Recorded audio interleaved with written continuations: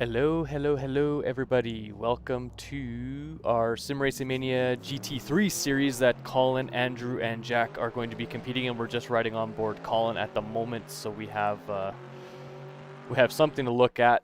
Don't mind me. I'm still kind of fiddling with some things. We have a new streaming PC, so I'm still trying to figure out a little bit of the kinks and all that good stuff while we go. But we'd like to thank our sponsor, the F&40s podcast, who's been our sponsor for the last series. I can't remember about the F3s if they sponsored us in that, just the BTCCs, I think, right, Howard? Yep, sounds about right. Yep. Cool. We love all those people there. Leanne, Corey. Corey, we haven't seen you back in a while. You need to come back in and do some racing. I think they all need to come back and do some racing, to be honest with you. But that's just me. Oh, good call, Rick. Good call.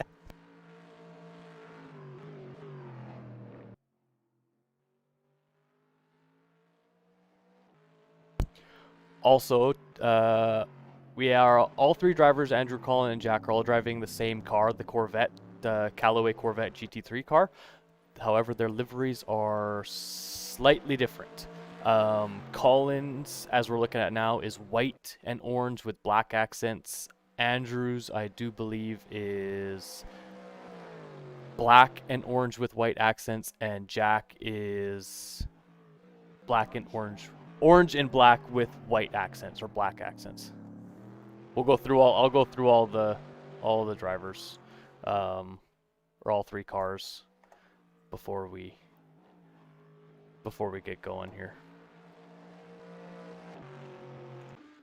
Don't sound so enthusiastic, Rick. Okay, so there's Jack's car. He's orange and black with white accents. So there's Jack's, and as you can tell, it's raining.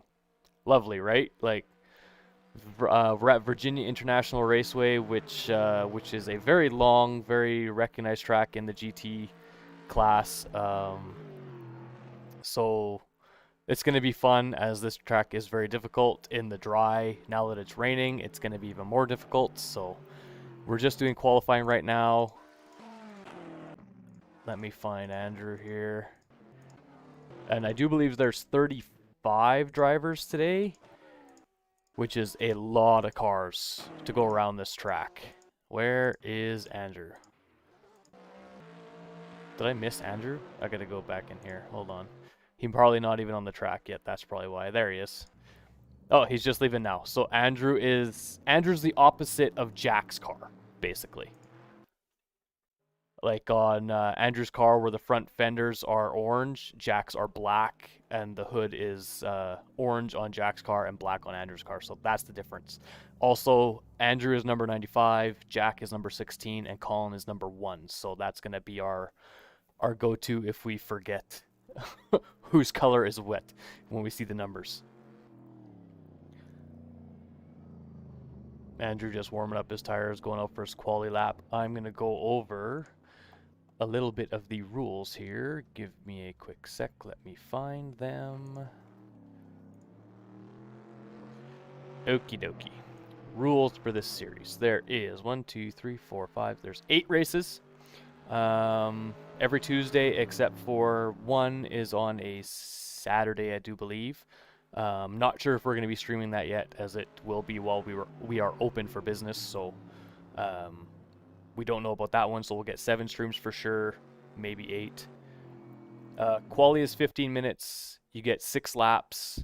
Unlike the other 2 series that these 3 drivers raced in, where you only had 10 minutes to complete your 6 laps, this one you get 15, which is nice.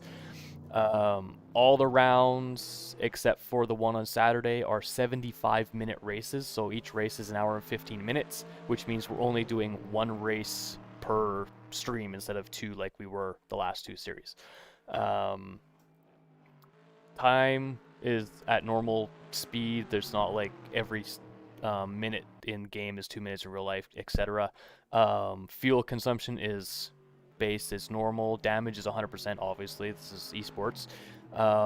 And tire degradation, meaning how fast the tires wear out, is actually up to 2 times what it normally would be.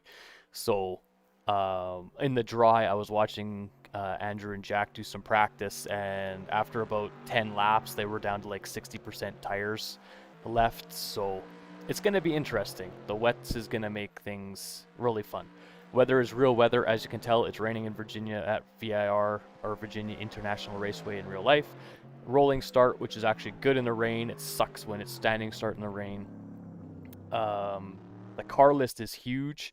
I don't know if there's any 650s or I know there's a couple McLaren 720 GT3s. I don't know if there's any Mercedes. There's one or two Porsches, a couple Radical GT3 cars. There's one Ferrari that I saw. There's a whole bunch of Corvettes, a couple BMW M6s, a couple Bentley GT3s. There's one or two Audi R8s, and there's one or two Aston Martins. Only allowed to use one car throughout the whole series, which is obvious. Every driver has to make at least one pit stop. Every driver has to use 2 compounds of tires unless it's wet like this. They only have to use the wet tire.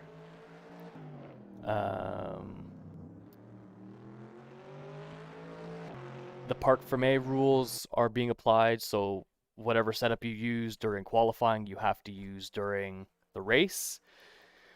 Now this rule kind of caught me off guard, and I find very interesting. I don't know how they're actually going to be able to implement this, but it says right from the Discord, it says drivers will start with the same amount of fuel as at the end of the qualification session. So after qualifying, if they have 50 liters of fuel left, they're not allowed to add any more fuel to hop up the fuel tank. They have to go with that 50 liters. So I'm going to be guessing a lot of the drivers are going to be going with full or very close to full fuel tanks for qualifying, putting in their best time so they don't have to pit right away for fuel and have to worry about that. Obviously, in their pit stop in the race, they're allowed to fuel up as much fuel as they want. Top 10 from qualifying have to use the same compounds that they at the start of the race as they use in quali. Since we're using wets, everybody's going to be on wets anyway. But for example, if Colin and Andrew and Jack were all in the top 10, but say Colin used mediums and Andrew and Jack used softs, they have to use those tires starting the race, and then they have to swap coming into their pit stop. So if Andrew used mediums to start the race, when he goes in for his pits, he's got to swap to the mediums or the hards, or to the one of the other ones that he hasn't used.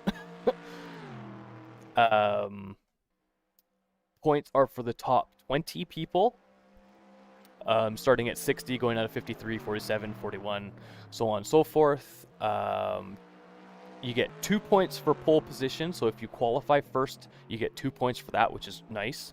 And we get 1 extra point for fastest lap, like in Formula 1. Okay. The weight and ballast. I had to read these rules probably 10 times to figure out what they were talking about, but we are having the ballast added like we did in the BTCCs. So it's going to be, the way it's going to be determined is the first one, it's an ABC rule, so it's A is being determined by the result of the previous race. So since we haven't had a previous race, nobody has ballast added. B is being determined by the results of the race preceding the event, so 2 races back. And then C is being decided by the championship standings. So it's basically from, you get ballast added from what you qualified or from what you finished the last race, then it adds ballast from where you finished the race before that, and then it adds ballast from your championships. So since for the first 2 races, Rule B is not actually going to apply because we've only done 2 races, and Rule B applies when there's 3 races.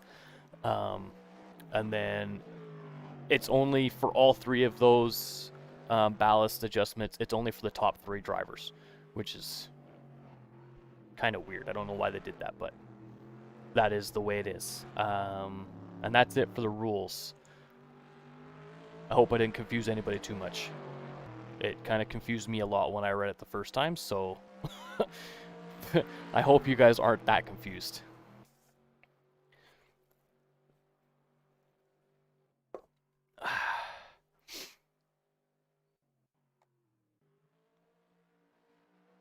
Andrew just going around.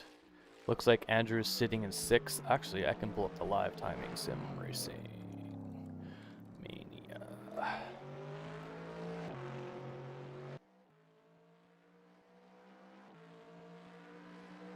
I'm just gonna pull up the live timing. We can see where everybody's sitting at the moment. At the top of the leaderboard, at the top of the screen.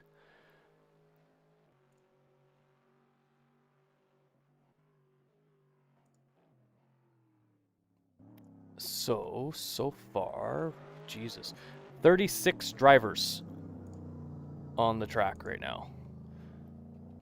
That's a lot of people. All right, so far it looks like Colin is provisionally sitting in 8th place. Andrew is provisionally sitting 9th place, and Jack is provisionally 16th. He was here for a good, I think, 3 or 4 hours yesterday practicing. So Colin was giving him a hand, helping him with braking points and stuff. So I know Jack's going to do good, but with 36 drivers on the track, it's going to be very, very interesting to see how things go as Andrew pulls into the pit lane here. There's only a minute left in qualifying, so we're just going to minimize this so we don't get any weird glitches. Vlad Tokarev, who won the BTCCs, has the fastest lap of a 1 minute 50.8. That just shows you how long this track is. In these cars, it's a 2-minute lap time in the wet for these cars. How much horsepower they have. They average, all the cars are between 500 and 600 horsepower for GT3s, and they weigh anywhere from like 2,900 pounds to about 3,200 pounds. So lots of power, lots of weight. Very difficult to handle in the rain. Tomas Golub has taken provisional pole now. This is gonna be very, very, very interesting. There's only 50 seconds left in qualifying, so we're just gonna hang out and chill out.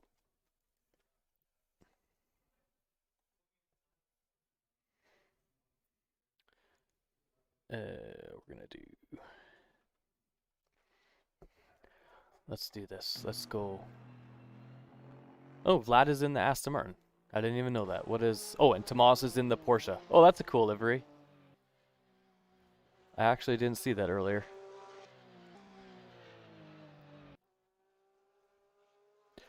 Sorry guys, don't mind me. I'm just getting a post out.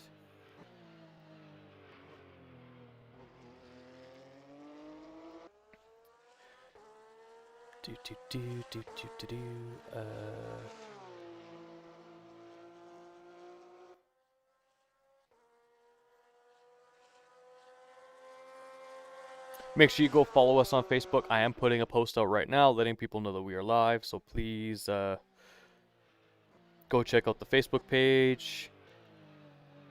Like it. Comment on the video the link that I'm going to post, and then come back to the video and comment here. That's all I can ask right now. Just come back and comment. Qualifying will be over here shortly.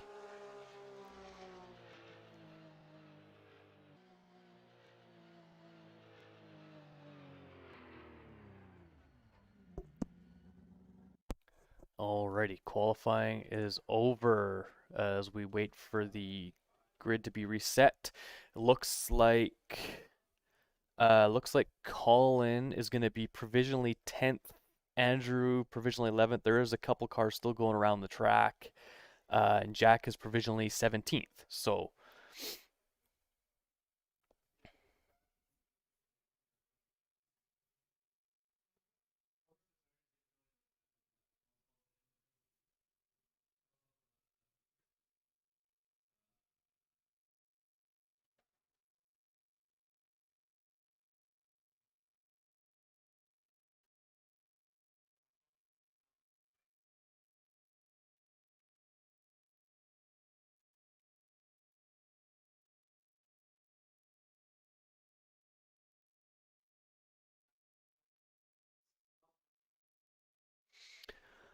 All right, let's Pedro Crulas Gomez sets the fastest qualifying time of a 1 minute 50.3. Tomas Golab with a 1 minute 50.6, and Vlad Tokarev with a 1 minute. Oh, can't even talk today. A 1 minute 50.8. So those are your top How long three. is a mun minute? How long is a mun minute? That's a very good question. I have no idea. I don't even know where that came from. Is it 47 seconds? It's not 1 minute. It's a mun minute. It's like a fortnight. Is really what it is. It's like, you know how fortnight's 14 days, a 1 minute's 14 minutes. Is a fortnight 14 days or 14 nights?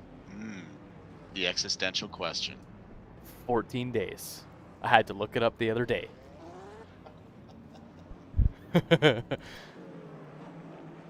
Alright guys, so the driver's just out doing some warm-up. I do believe that heard Jack and Andrew saying that it's not raining anymore, but the track is still very wet. Looking at Jiminy Christmas. I can't talk today. Can you tell I haven't streamed in about a month and a half? The live timing is showing 0% rain, and it's showing the track is about 88% wet. So these drivers have about 10 minutes of warm-up to go get some extra practice in the wet. And that's also going to allow the track to dry up a little bit, so that will always help.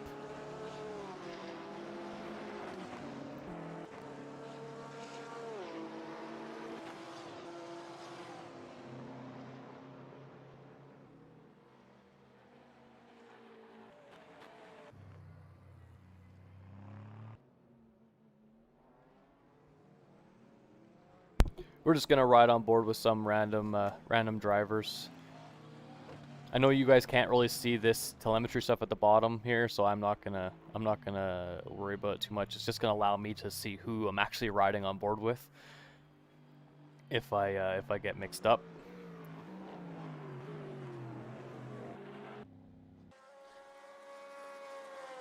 I still like this livery a lot. This one. Like, it's very cool. I like the jean. It's even got the zipper. You can see the zipper all the way up. I don't know if it's got, yeah, it's even got the little zip on it. Oh, and that looks like embroidered. That looks like it's supposed to be embroidered. This is a really cool livery that I've never seen before, so. Colin's in the pits. Yeah, there's Colin. So I'm gonna try and get a good look of our cars right here. This one's Colin, as you can see, white and orange with the black accents. Why did you just do that to me, computer? Let's go see if we can find. There's Andrew. He's black and orange with white accents. I actually really like these liveries. Let's see if we can find Jack. And there's Jack. He's orange and black with the white accents on it. So, okay, good. The Corvette's not very long. I looked at a BMW earlier, and it was clipping through this table back here. But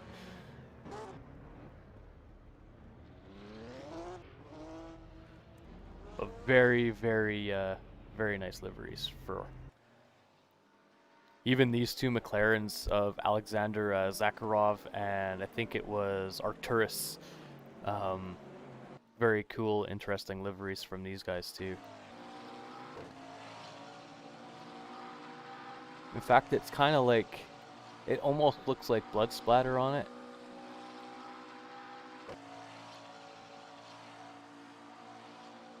But those are kind of cool.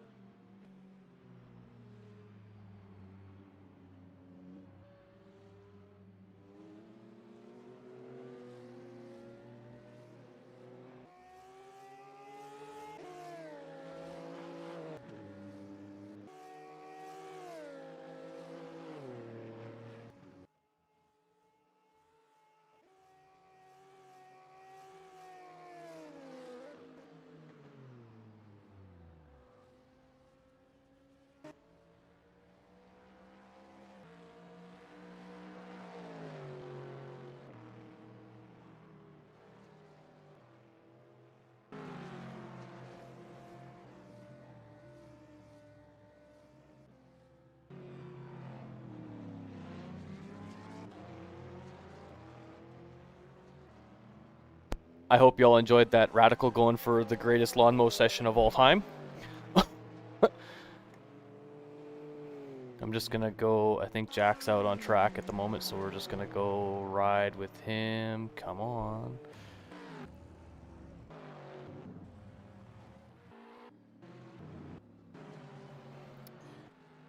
Come on. Fabio, Samuel, Francesco, Jordan, Tomas, Michael, Anta, Valentine, Dennis, Jesper, Colin, Andrew, Andre, Michael, Bertil, Jack. There he is.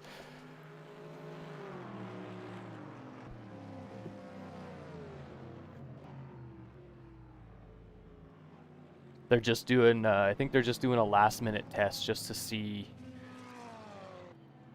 what's going to be happening here, so.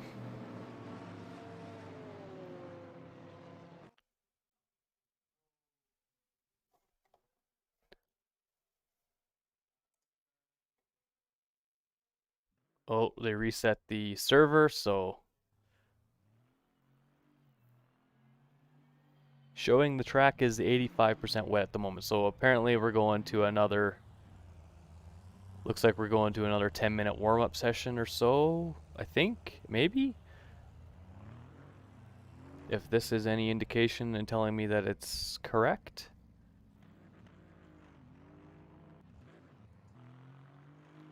Dastan.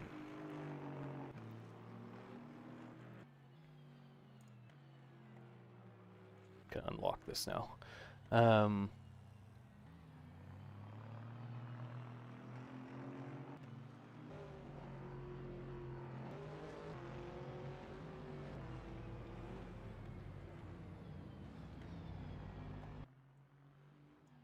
Why do you keep doing that? Output.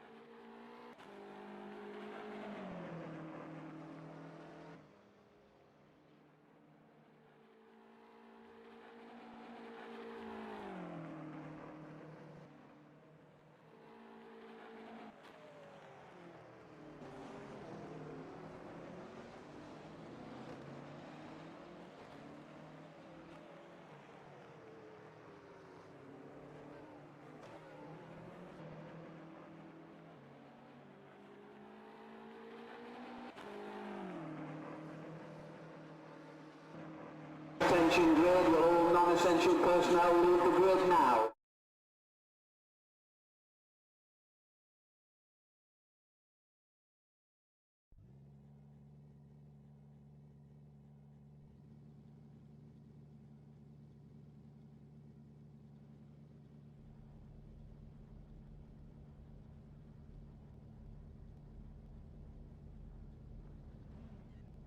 All right, everybody, we have 30 seconds until race start here. Jack is out on the grid. At least our car is not plain black like that.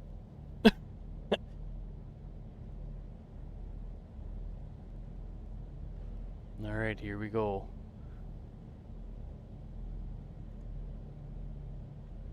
So we have Colin starting in P10, we have Andrew starting in P11, and Jackaboy starting in P17.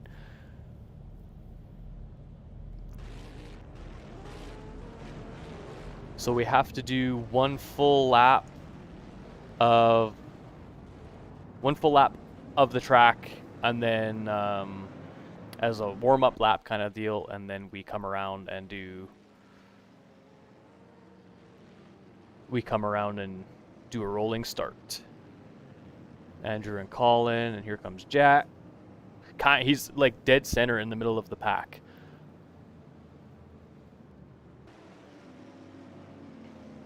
So hopefully there's no shenanigans, nobody taking each other out in the first corner. First corner is a pretty hard braking point. It's like a double apex right-hand corner. Oh, somebody already off, and it's like warm-up lap. Dude, come on now.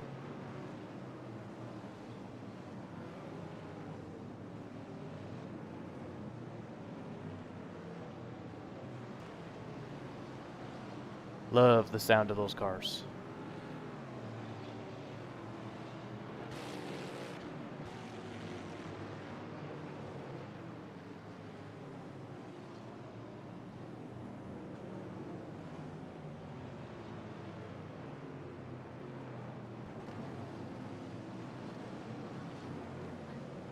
It's a little bit stuttery, but my game is stuttering too, so the stream will be stuttery a little bit just because my game is also stuttery. So it's not your computer's freaking out. It is the game. There is, like I said, there's 36 or 37 cars out on the track right now that the game is trying to render, plus the wetness, plus the spray, plus the drying effects. It's a whole crap load that the GPU has to handle here. So.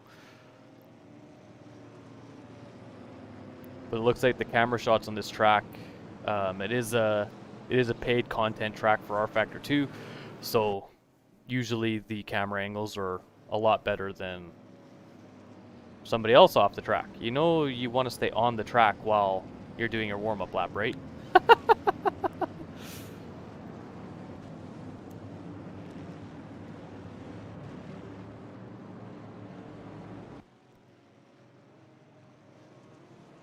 Not sure that we need to explain all the computer hardware,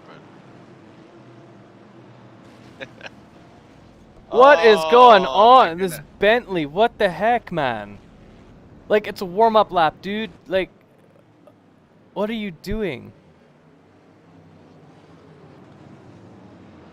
Oh, got some words coming from the pits. Yeah, right off the track, guys. There's mayhem, and the people are supposed to just be. This is a warm-up lap, so you're just supposed to be getting some heat into your tires. No, I think this is green flag now. They've just decided to green flag it. Yeah, they've just decided. I think they've just decided to green flag it. It looks like they are. Yep, Looks like there they we are go, on green flag. race. Yeah. So Jack had a pretty good getaway there, I guess. Oh no, they are doing a race restart by the looks of things. Attention grid, will all non-essential personnel leave the grid now? Yes, many invectives about how good a start that was. Yep. I mean, when a Bentley can't keep the car on the track when you're doing like 60 kilometers an hour or even 80 kilometers an hour, that's pretty sad. Let's go back on board with Jackaboy here, and let's hope this start is the Let's hope this start is a lot better than what that one just was, because that was pretty freaking pathetic, if you ask me. But it is what it is.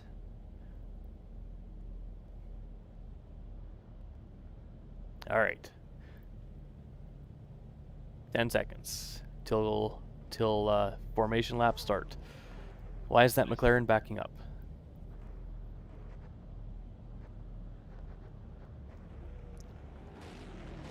It's like he pulled forward. He might have just had a little bit of movement. Okay, let's hope this goes a lot better than the last warm-up lap went. Oh my goodness, eh? I will say all the liveries are very well done for this championship, so Yeah, we're looking at some real interesting cars, and we're not necessarily. I mean, our liveries look so good and stand out so well that we don't. I don't think we're going to have the problems we had with identifying drivers last time. And we don't have a lot of cars that look like us either, so that's cool too. yeah, there's a couple that are just flat black, like just black. That one Corvette has a little bit of red accent to it, but like I was saying, Jack is orange with black and white. Andrew is black with orange and white, and Colin is white with orange and black. So that is how we're differentiating our drivers, but there is no other like orange and black cars on the track, so Is this a rolling start, Rick? this is a rolling start, yeah. Ah, okay, that's why we had the shenanigans, because a lot of people don't know how to do rolling starts. And you do actually do a warm-up lap in your qualifying order, and then you get the green flag as the leaders come around. The last corner, generally, they get the green flag or not to go, right? So, but you do have to stay in you have to stay in your place like you're in a grid. Yes, you have to stay in your place, and you're not allowed to pass until you've passed the start-finish line.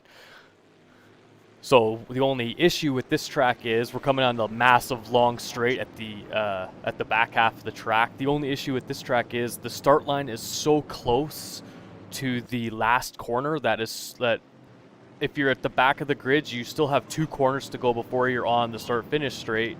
If you're in the middle of the pack like Jack is, you'll be just coming around the last corner where the leaders are already starting the race, right? So it's going to have a cording effect where you slowly bunch up and then you slowly all take off again. So that's the only issue with this track for rolling starts, but it'll prove for some good racing, I think. Makes sense. Does it make sense? Let us know, audience. We're live on comments right now.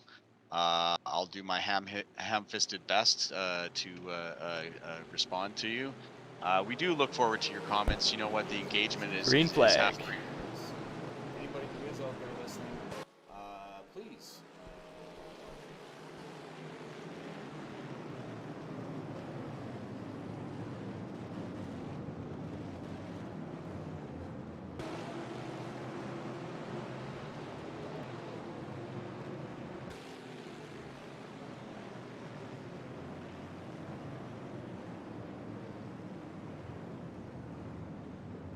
Okay, it looks like we've had a much better start this time.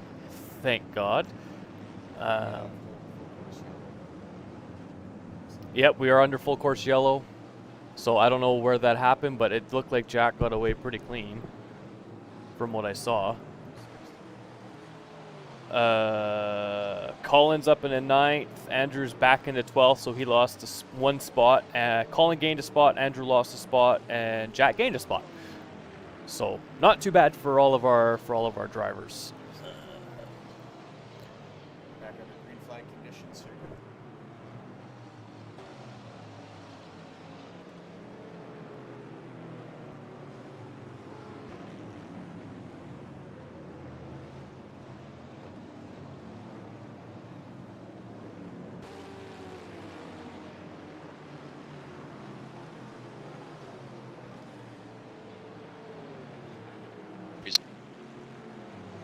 Test.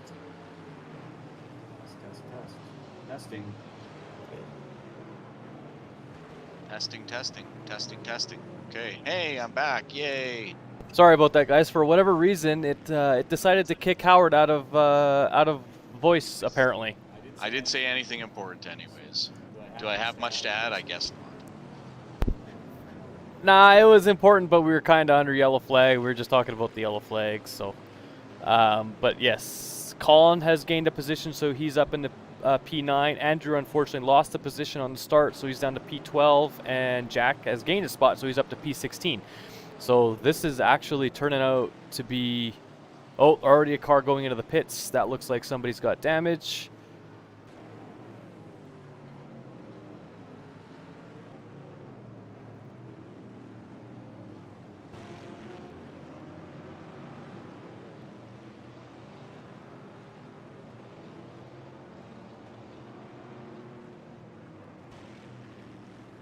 So we already have a Listener who's responded on YouTube. Thank you so much, Andrew, for reaching out, letting us know. Welcome to the stream, and hopefully we have a good race to watch today. We're looking like we're just maintaining, which is okay for this type of race. Have you explained, Rick, how they're trying to style this almost as an endurance race? Yeah, it's like a short endurance race. It's only an hour and 50 minutes long. Most endurance races are like 3 hours. But in GT, like if you watch IMSA, the IMSA International I think it's Motorsports Association races, the GT3 stuff that they do, their typical races are an hour long, but they do like 3 races over the weekend. So they'll do 1 Friday, 1 Saturday, 1 Sunday, or 2 on Saturday and 1 on Sunday. But the races are only an hour long, so that's what we're doing here, is just an hour, 15-minute races. So they will have to pit at least once. It is mandatory. They have to, even if they can go the full distance on whatever fuel they're using. They have to pit. That's just put strategy into the mix here. Plus, they're going to have to watch their tire wear to go for the full hour, because unlike the BTCCs where it was like 20 lap races or whatever, yeah, no, this is a 1 hour race. So they're going to be doing about 30 to 40 laps, somewhere in there. And it looks like we're back under full course yellow. We've done 4 minutes of race, and we've had 2 full course yellows already. We've had 1 restart and 2 full course yellows. This is looking amazing.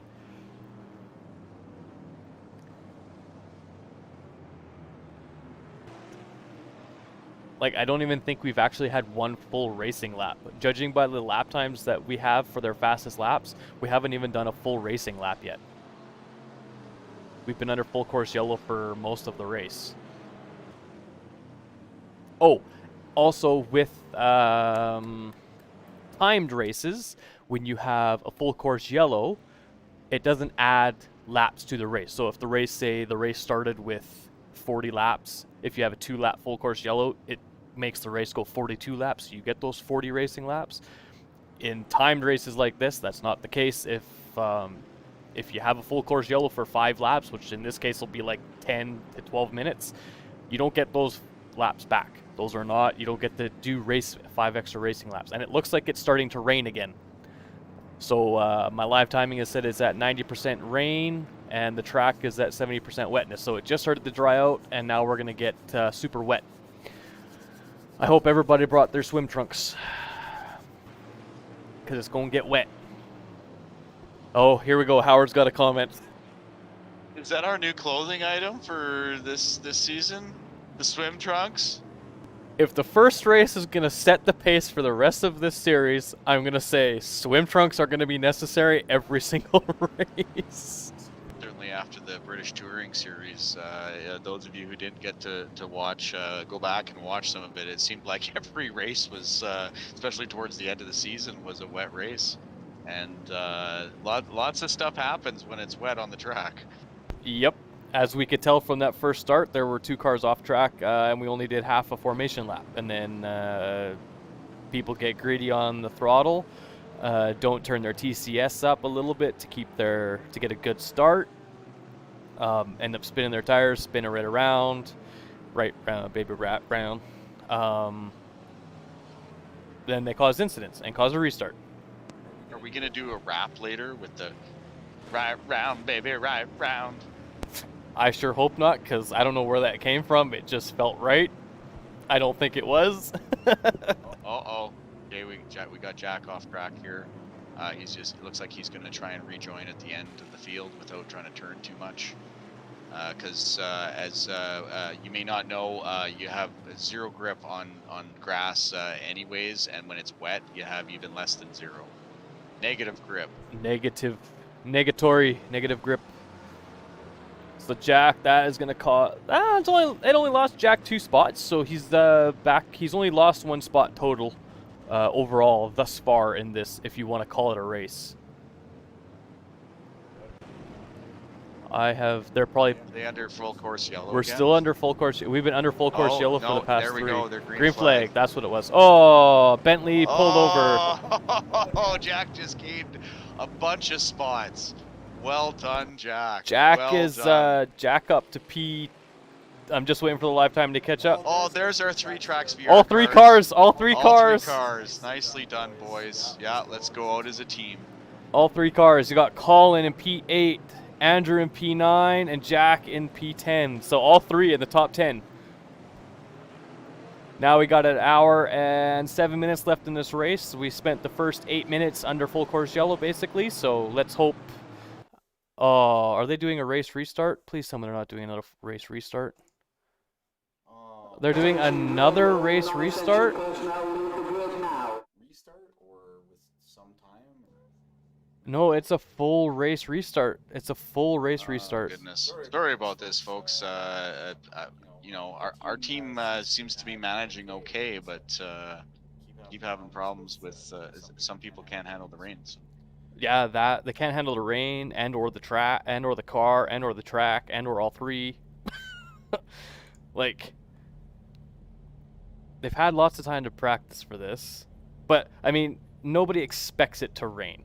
I mean, when we do practice or whatever, I mean, when I was really doing my hardcore esports, we never practiced in the rain. We just raced, drove on the drive track, and then day of it goes, hey, it's gonna rain. Oh no. Oh, yeah, I know. You know, and it is what it is. That's fine. You have to adjust. You have to adjust your driving. So, our drivers are obviously, our team is working together in conjunction with each other to try and give each other as much advice as they can. They're really communicating well out there. There's a lot of radio comms chatter. So let's just hope. Let's just hope everyone can get through this pack again and not have any crashes, and they can just let the race go. Yeah, we need to get through the first 10 minutes. So far, we've had 2 restarts, and neither one of them have made it past the 10-minute mark. So we have to really hope that we can make it past 10 minutes. And I think the stewards will be like, yeah, we made it past the 10-minute mark. Let's just go, just race.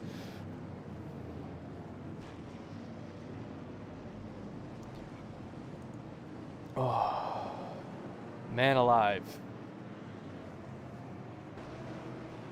Lots of McLarens out there.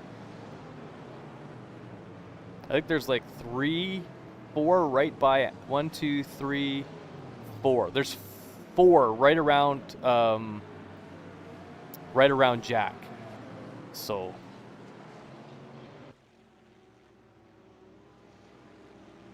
there's 1, 2, 3, 4, and then 5. Oh, so maybe there's 5. I don't know. There's a lot of them.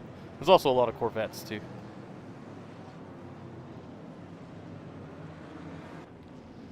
And in their testing, Andrew and Colin and Jack all found the Corvette and the McLaren to be very similar to each other. A little bit different in the handling and the top speed-wise, but very similar all around. And apparently, by looks of it, almost every other driver has found the same thing. Looks like there's a couple Radicals out there. There's a couple Audis. A couple Bentleys, as we saw, one spun out and one sitting on the side of the track. A couple BMWs. Yeah, I'm not sure if the Bentley drivers, how much practice they have, but those Bentleys, whilst being being fun to drive. They are a boat, and so you know, especially in this rain, maybe need a different rudder.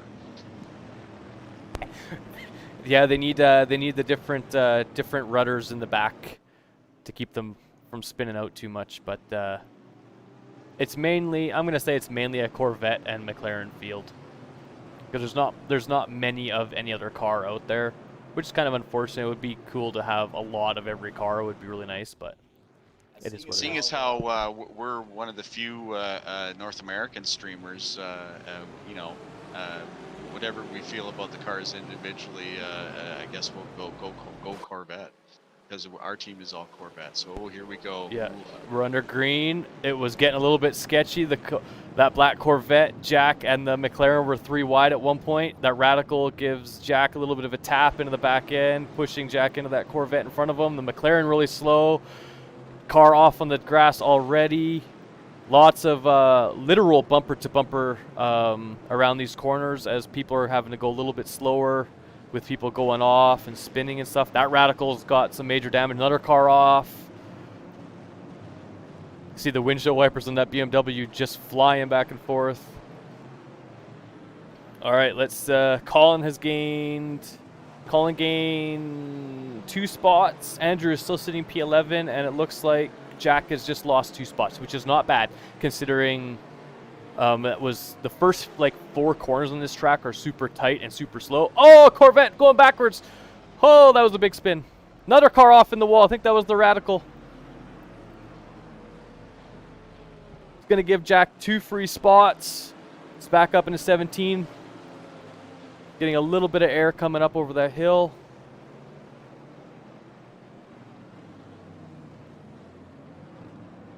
Okay, this is the big long straight. The BMW getting a little bit squirrely. Oh, lost it way off track. That's unfortunate. Jack's got a little bit of breathing room now.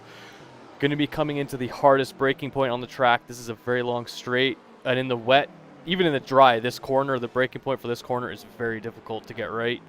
In the rain, it makes it 3,000 times harder as you're coming up and then back down the hill. Very well done by Jack. You can tell it's really raining hard. We're at 90% rain, so it's almost a full-blown tsunami out there at the moment.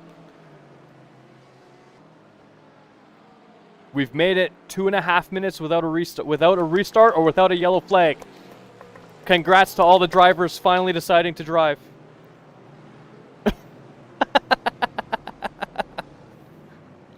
I know it's fun to drive in the rain, guys, but come on.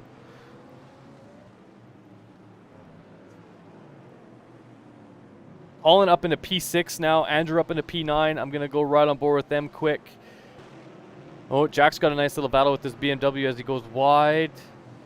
Lots of laying water in those corners. Those really slow, tight, banked corners are going to be really hard to get on the throttle because so much laying water, but that's okay. Jack's doing a very good job of keeping up with this pack.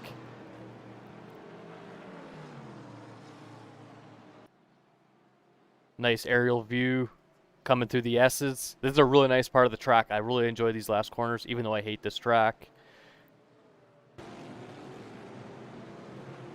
Down the hill, up the hill. Hard braking point in the right-hander. Then it tightens off.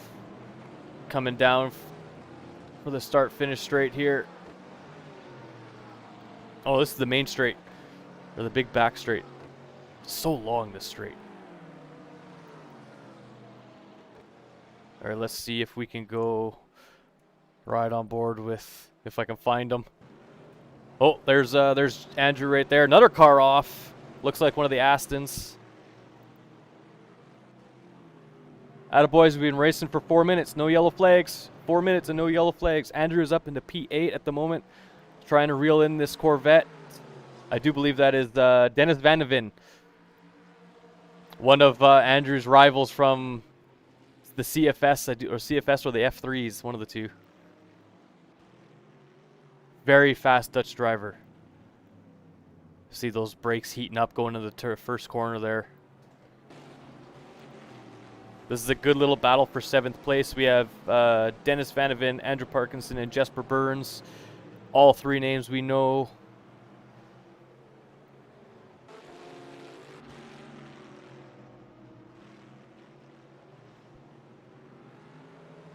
All 3 drivers doing very, very good. This is really nice to watch.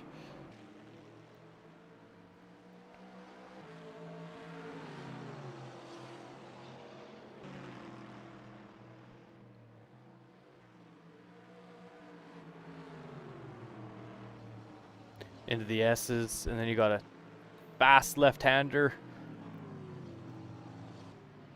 Brake and coast and come all the way out. You got to use a lot of that curb on the outside. And then here we got double apex right-hander. Come in tight, got to come all the way back out wide to go really slow around this right-hander. And then you got to power out all the way down this main back straight. This is the best drafting opportunity that Andrew's going to have on this track. It's the longest straight.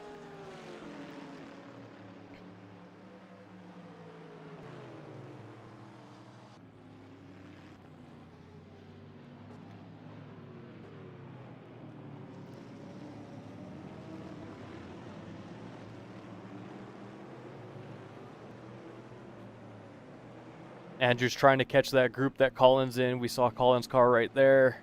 Here's Colin. This is the group, and Andrew's right behind. Colin's sitting in 6th place. Hey, this is that Bentley that caused the restart last race, I do believe. Was sitting on the side of the track.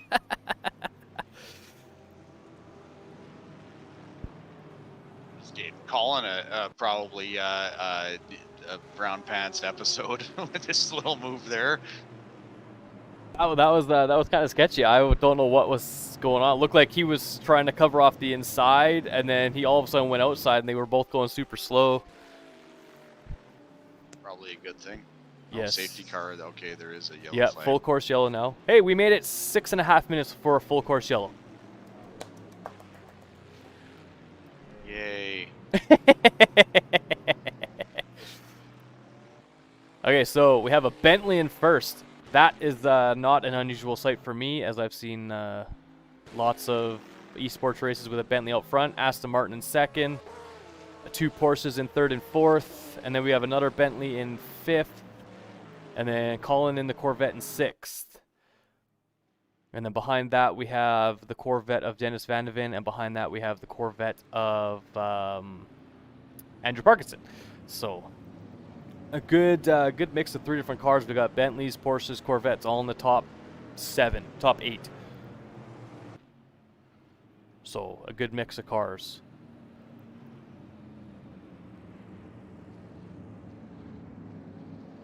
As we listen to the rumble. Jack's talking about he's been hit by a bunch of McLarens in these yellow flag situations. So you see, I think that's him just pulled out kind of from the pack there a little bit, because that McLaren behind him has hit him. Oh, that's Andrew, yeah.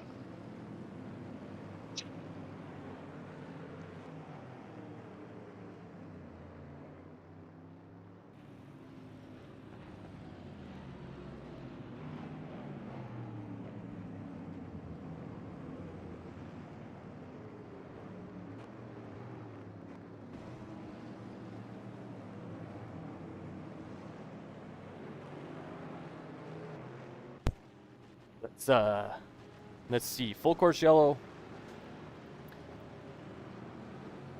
And it looks like, I mean, the top 8 drivers are they were all within like 3 seconds of each other before the yellow flag came out, so. All right, we're getting a comment that my mic level's a little bit low. How's that? How's that? How's that? There we go. Yeah, we're hitting levels. I'll just talk louder. It's just when all those restarts, I had to turn it down because the game was super loud when all the restarts. Yeah. So I had to turn it down, or just forgot to turn it back up. So that's my fault. Okay, there we go. Apparently we're good. Thank you, audience, for helping out. Appreciate that. Name drop mention. You know who you are.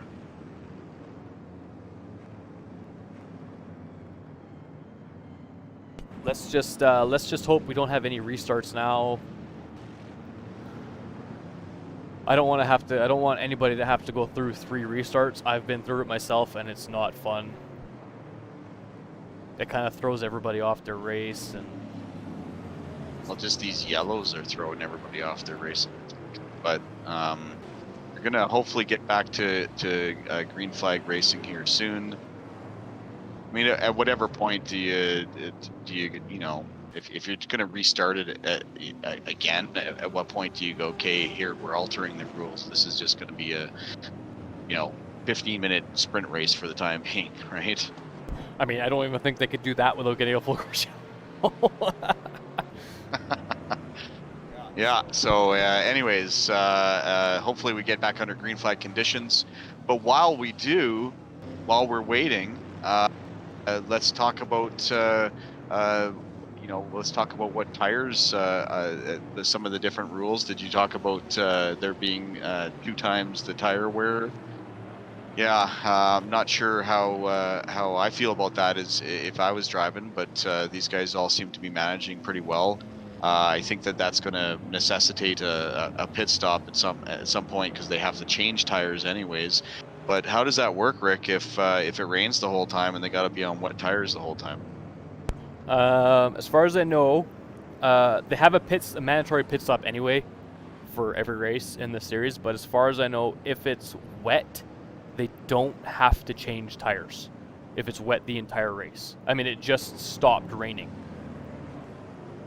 And the track is still like 98% wet, so you can see the water. I mean, these guys, it must be like driving on glass.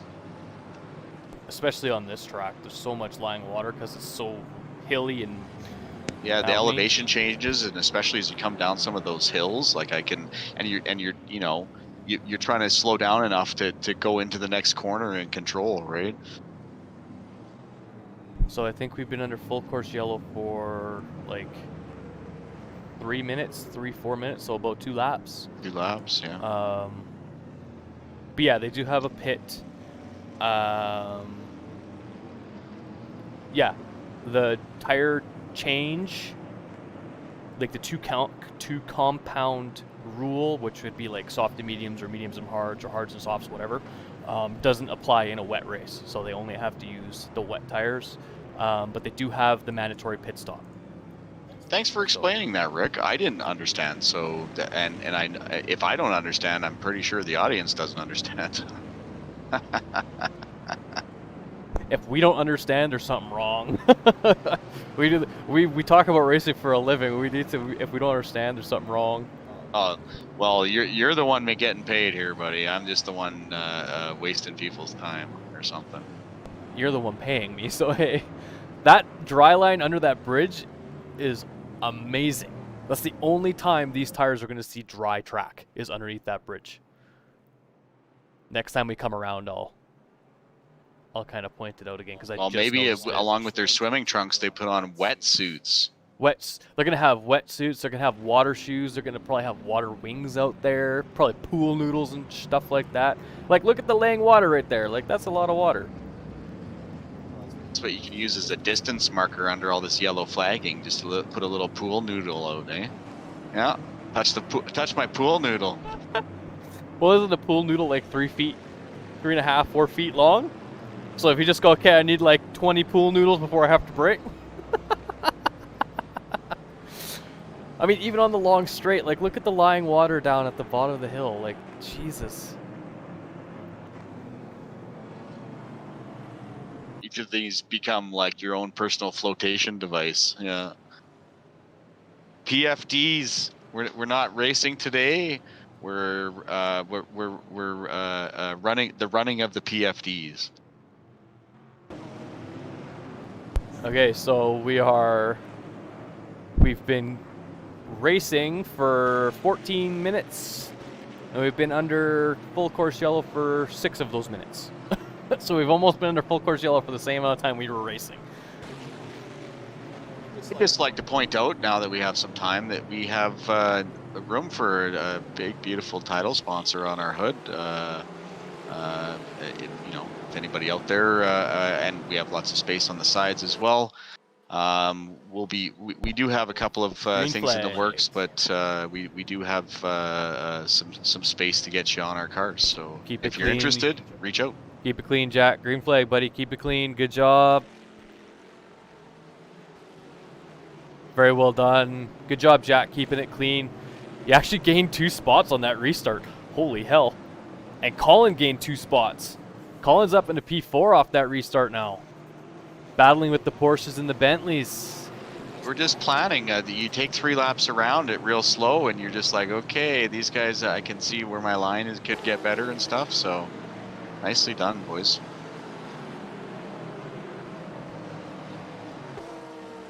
Looks like, oh, excuse me, looks like Andrew's lost the place. He's back down to P9. Colin's up into P, oh my gosh. Excuse me, Colin's up into P4. I don't know where that came from. I apologize. I apologize. I don't know what movie that's from, but my friends say it all the time. Do you need 1 minute? A 1 minute? Yep, I need a 1 minute. In fact, I'm gonna have to take a 1 minute and eat my food.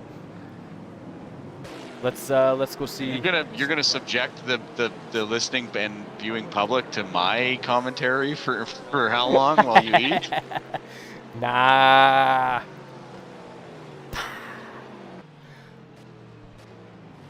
Okay, we're on board with Andrew at the moment. Up into P9, still in the top 10. Those front brakes get so hot coming down this hill.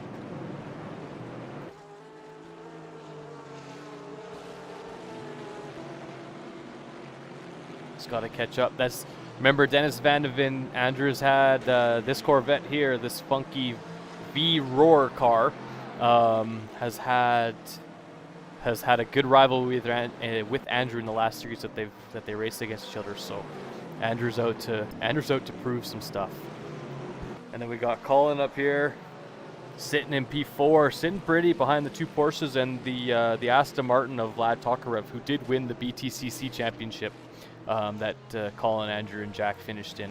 I think Colin actually might be taking time off work for these races.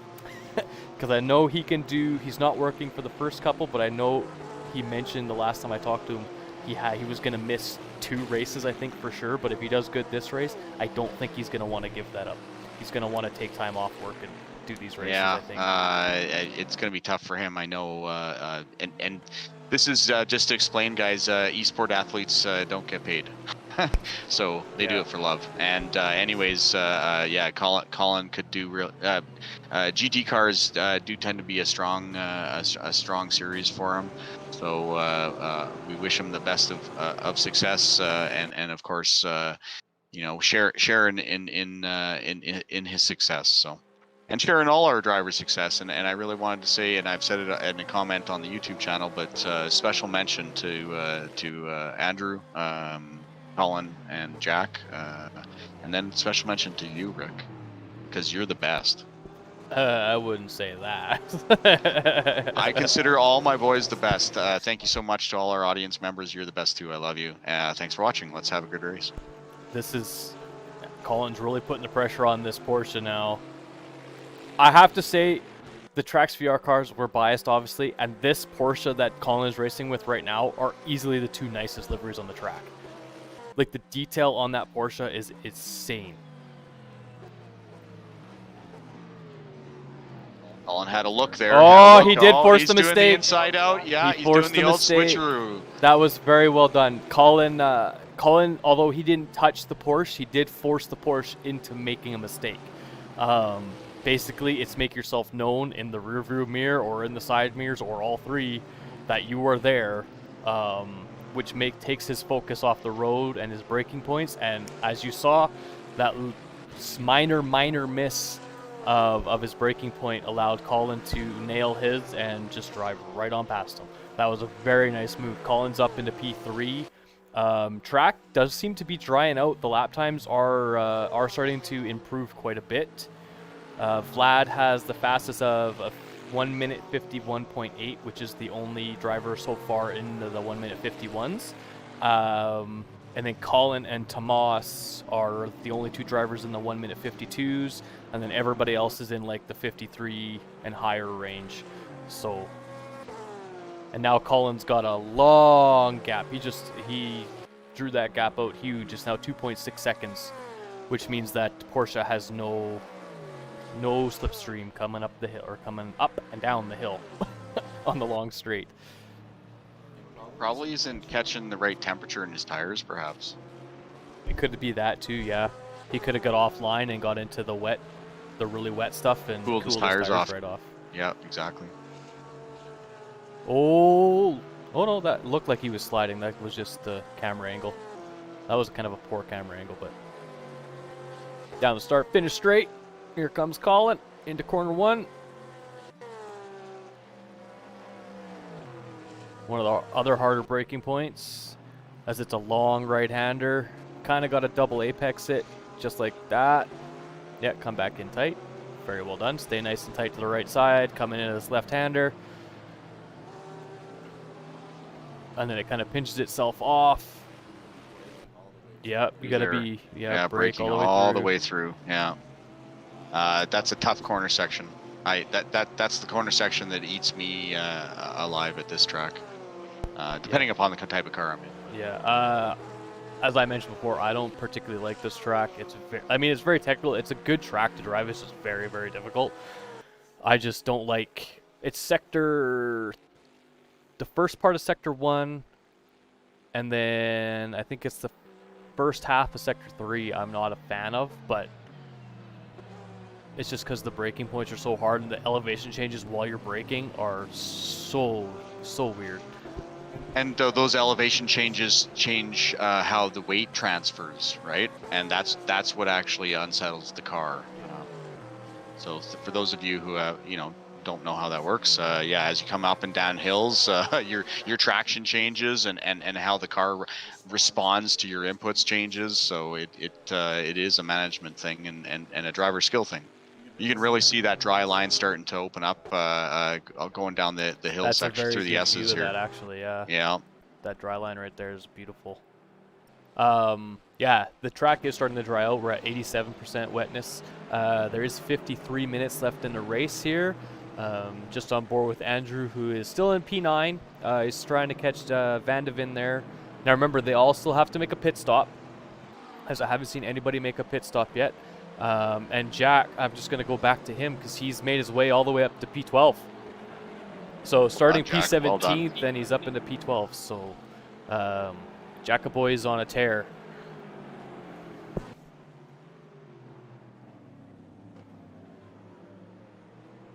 Really nice. That's a really nice shot coming in that braking zone. You see the backfire coming out of the exhaust pipes on the Corvette. That's really nice. It's a really cool shot. Now we also, so as I mentioned, they all have to make a pit stop still, which means they are still trying to buy time with their tires. They want to keep their tires as fresh as they can so they can pit a little bit later to have fresher tires for longer in their second stint, as you would call it. And have, less fuel for that stint as well. Yeah. I do believe they are allowed to fuel up if they want to. Yes, they can fuel up on their pit stop, but they are not allowed to fuel up after qualifications. So the weight, so they'd either have to pit to put more fuel in, which is how they're settling out the quali session, just so that for those of you who don't understand, that they're not letting you put. So a lot of times in a lot of qualification sessions, you would go in with just enough fuel to get around the number of laps that you want to do in the qualifying. What these guys are doing is not allowing you to put fuel in between qualification and the race. Jack, that BMW made a major mistake, and Jack is now up into P11. The good thing we were riding on board. Yeah, that was well done. Jack just kind of let him make his mistake into the corner there and didn't follow him. Nice, consistent driving. It's really good to see this kind of consistency out of all three of our Another drivers. car kind of off track, slid wide. That Aston Martin going in for a pit. So that, I do believe that'll give Jack P10, I think, unless it was a lapped car. Nope, that would have been a lapped car. Must have been a lapped car because he's still in P11. Yeah. But Jack having a very good drive, though. No, he is. I think there's a little bit of space between him. Yeah, there's that BMW that's in P10, I think, right there. and that those guys are going to, the guys behind Jack are now battling those two BMWs and the Bentley behind right there as all three of them go wide. Boy. Well done, well done. So that's Yeah, gonna there we give go. that's gonna give Andrew a lot of, or Andrew Jack a lot of breathing room now. He can kind of just settle into his thing as that McLaren got squirrely too behind him. So Jack's Starting to gonna push have, now, yeah. and they're still on wet tires, and yeah. So this is where consistency is key, guys. That's one thing I always tell people that come down here and race is we want you to be consistent, stay on the track, and then we can worry about making you fast. Yeah, race your race. That's one of your biggest pieces of advice. I was almost going to get it printed on your pit crew shirt. I got so many sayings down here, guys. My pit crew, my work pit crew shirt would literally look like I had millions of sponsors because of all the different sayings I'd have on it. Yeah, we all have our little ways of doing things and things that we say, guys.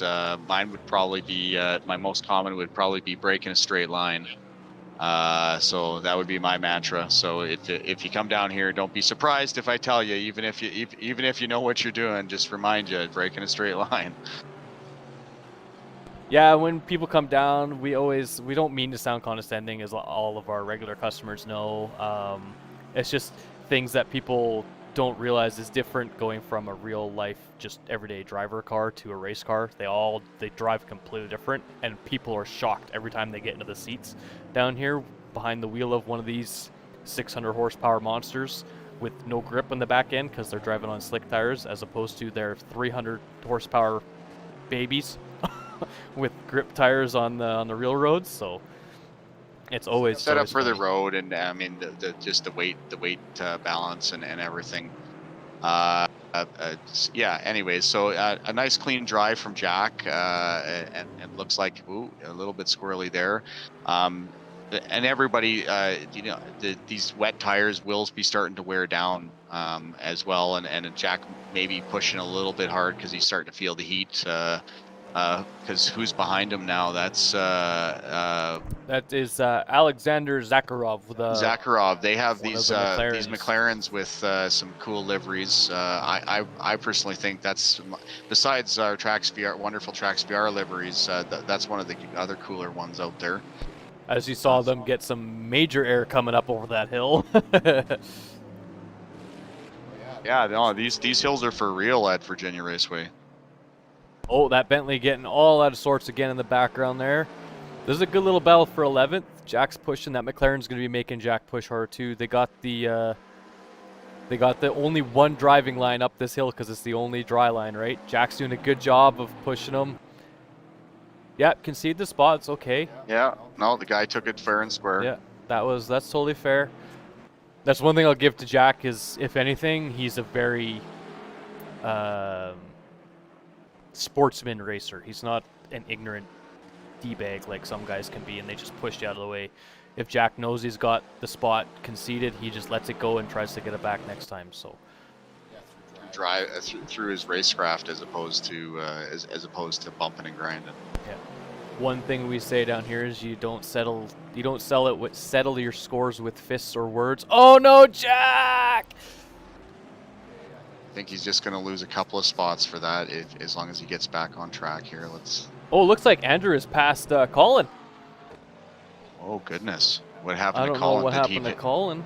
Did Colin pit?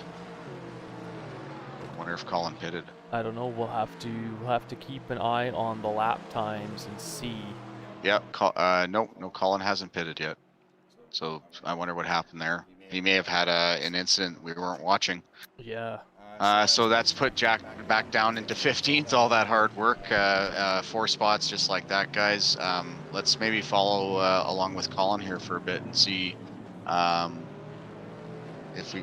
Another Audi off the track. That must have been a lapped car because neither one of them gained any spots. So these back markers really struggling. Hey, I did say by about the 30-minute mark, I did tell Jack they were going to start coming into some lap traffic by the 30-minute mark. Some of these guys just a little bit slower than most of the pack, so I figured by the 30-minute mark they'd be coming into some lap traffic. Ooh, Colin came in pretty hot to that corner section.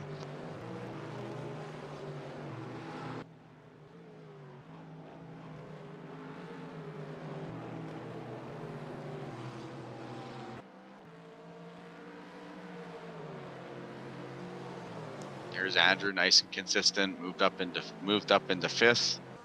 And let's see Somebody if looks like somebody has pitted to give Colin and Andrew that extra spot. Looks like Yeah. that McLaren just come out of the pits. Looks like he was going to the pit lane. So I expect people to be pitting in the next 10 minutes. We're gonna start seeing everyone pit in the next 10 minutes. I think. Yeah, I think you're correct there. Andrew still chasing down Dennis Van de Ven. Oh no, he passed him. Sorry. It looked like that was Van de Ven's Corvette in front of him. I think that is his team member, Michael Brooks. Michael Brooks. Similar. Oh if no, not- that's yeah. the RAF, Yeah. the Russian Air Force car, I do believe. That's not Russian. No, that's not Russian. That's Royal Air Force. Royal Air Force. Yeah, RAF. Yeah. See, I'm not the brightest all the time. That's the Queen's. That's the Queen's plane squad. Yeah. Yeah, because we actually raced in the BTCCs. They raced at, what track was it? The one that looked like a diamond, that looked like a triangle, with 3 hairpins and 2 chicanes. It was actually used for the RAF back in World War II. So. There you go. You're redeeming yourself with some trivia. I actually had to look up what the RAF meant because I didn't know what it meant back then. Russian Air Force. Hey man, it still works. RAF, well, it still works.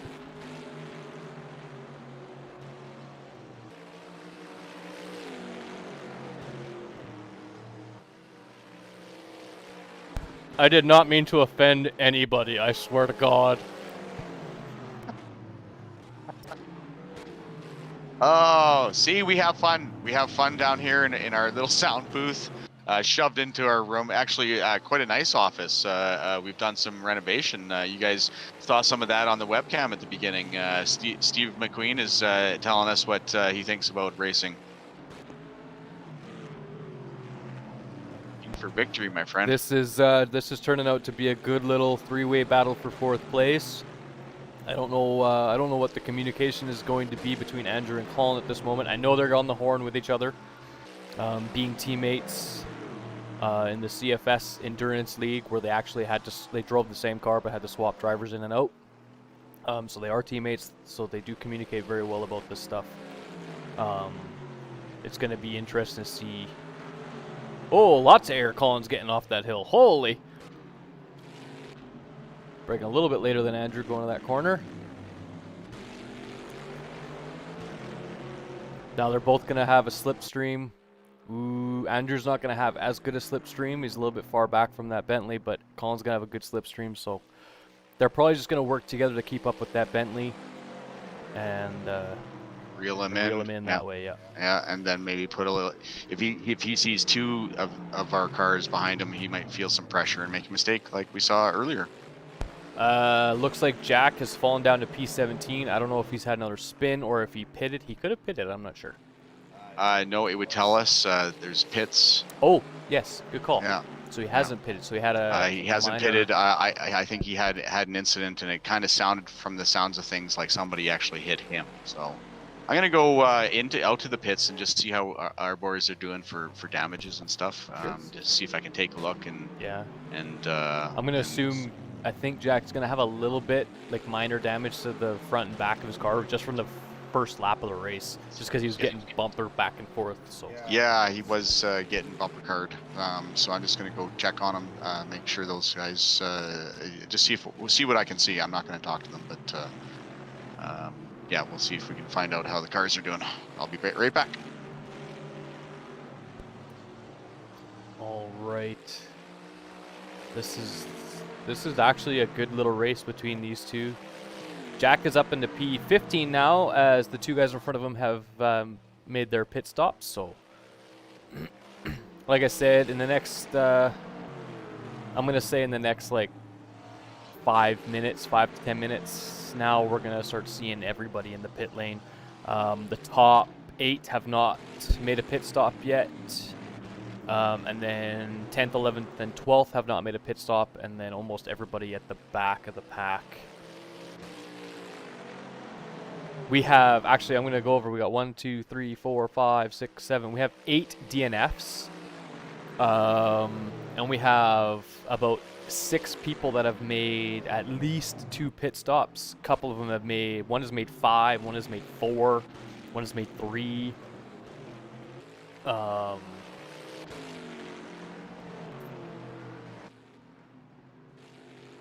So we're just drivers. This is wet racing. Wet endurance racing is all about who can stay on track the longest.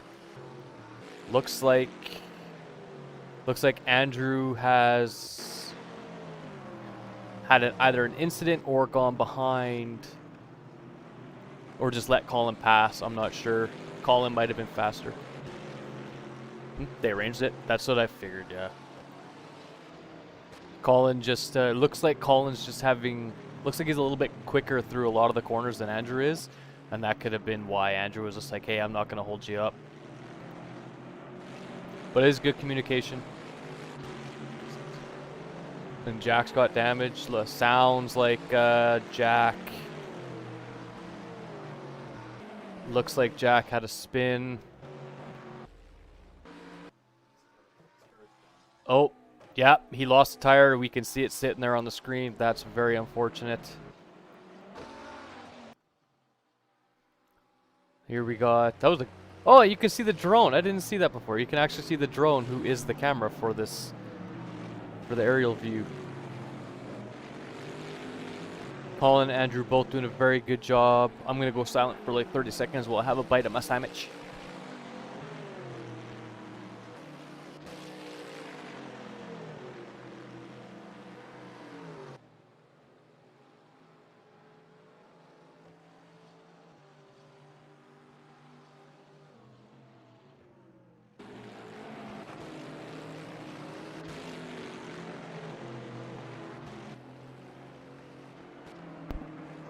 Colin's doing a very good job at reeling this Bentley in. This is very nice to watch.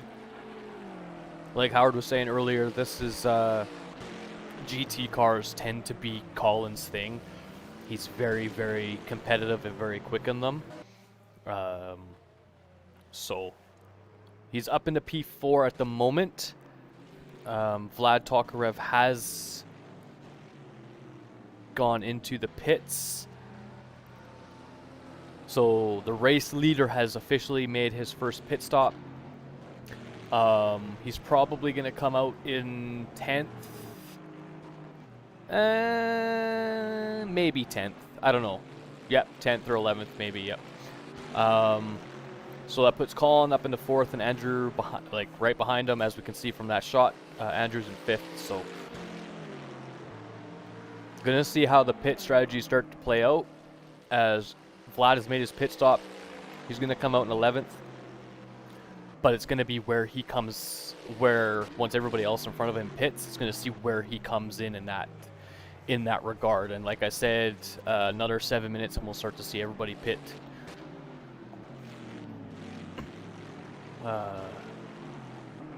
Colin doing a very good job. I'm going to leave you guys here for 30 seconds. I'm just going to go grab a bottle of water and I'll be right back. Enjoy this race between Colin and this Bentley.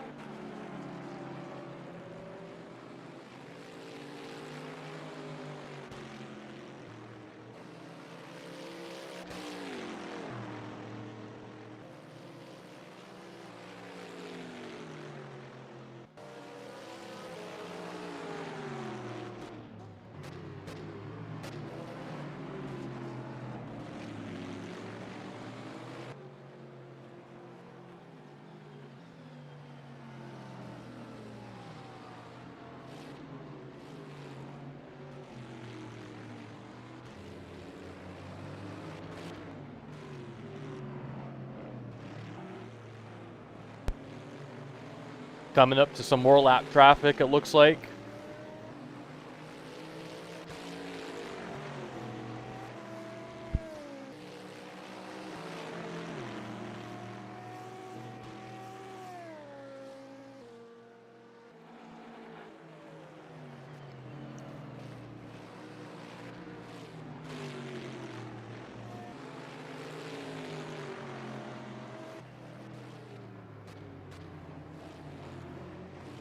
Colin's really putting the pressure on. He's not leaving that Bentley's back end very much, so.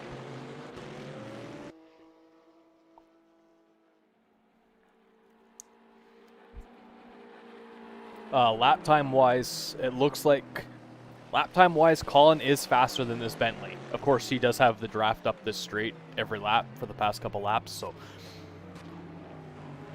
Colin with a very, very good move up the inside. Now he should be able to just drive away. His fastest lap is more than half a second faster than that Bentley, so he should be able to pull away pretty easily now.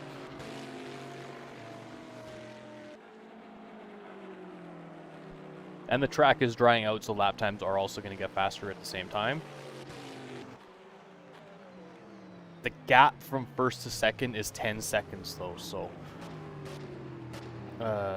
looks like Andrew is back into P5. Let's go find him. There he is. Oh, now he's battling with... Actually, who is that? Oh, no, that is a lapped car. That is in front of him, so... Dennis Van de Ven looking like he's having some trouble as Andrew's going to be battling with him, but it's not going to be for position.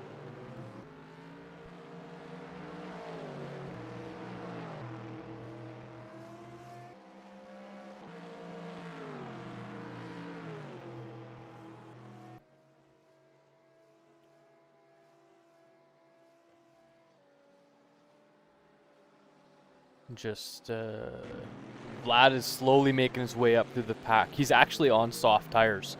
Opting for the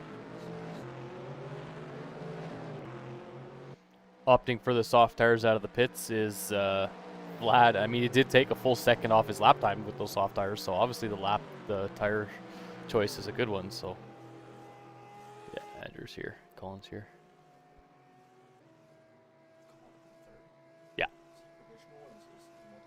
This is before pit stops. So this top 7 haven't pitted yet. Vlad is on softs. There's a couple people on softs. And then the orange softs are mediums, right? But yeah, I think Andrew and Colin will be coming in pretty quick here, I'm gonna assume.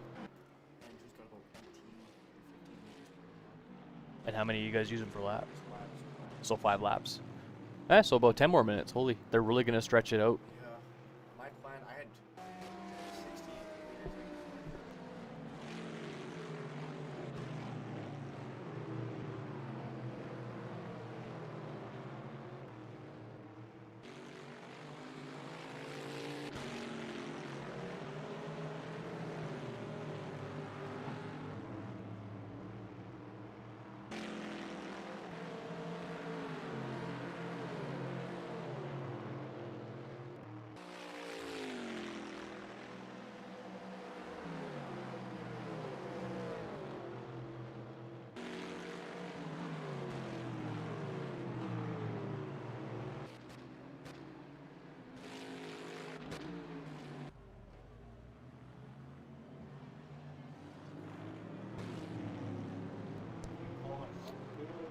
Okay. So Van de Ven is like... Where is he here? Van de Ven's back in 18th, so we have Colin and Andrew trying to catch him. And...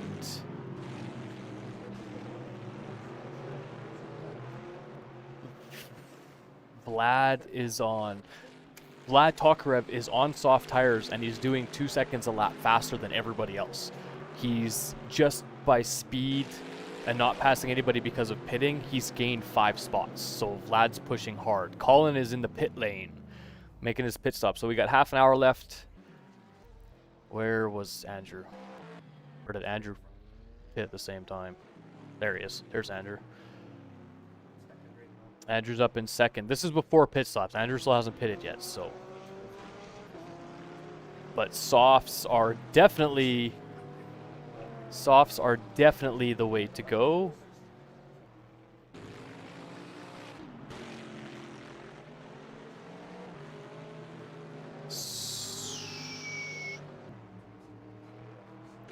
Colin looks like he's gonna come out in 8th, maybe.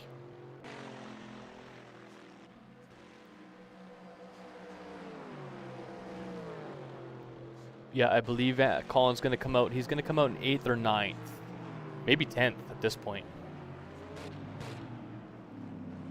Andrew still has to pit. Vlad is all the way up into... Here's Vlad. He's up into 4th already. And we still have Andrew and Anti-Rassi, the top two, to pit yet. So Vlad's going to keep pushing. He's got the better tires. Colin actually came out in 11th after that pit stop. So he's going to be pushing super hard. Where's Andrew? There he is. Anti-Rassi's in the pits now. Like I said, everybody's going to be pitting about this point. Andrew's probably going to go, I'm going to say probably one more lap and then come into the pits. So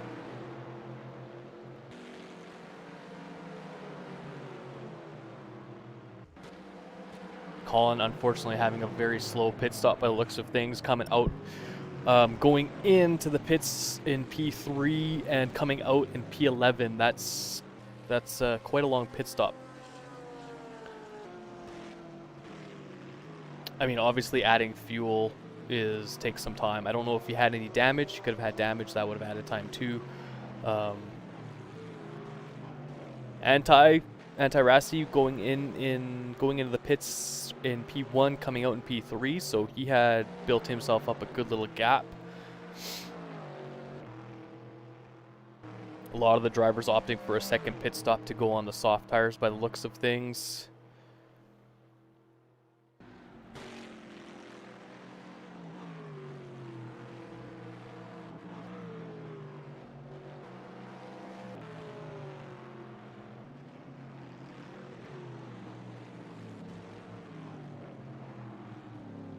Colin up into P10 now after one driver has decided to pit for the second time.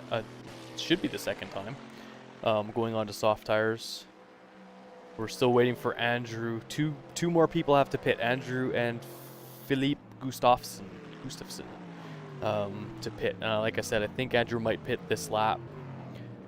Probably wanted to have one more out lap to see how much distance he could gain to have a better chance of coming out in the top couple, but he's probably going to have to put fuel in, which is going to make his pit stop kind of long. Pit stops are usually about 50-60 seconds, I think. So I don't know where Andrew's going to come out. He could come out in the top 5, but I'm not sure.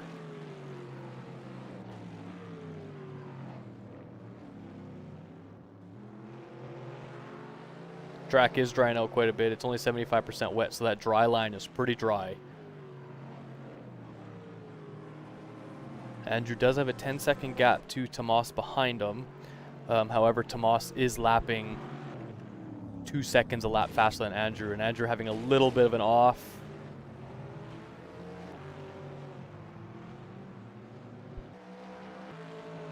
Not a major one. Did lose about 2 seconds, so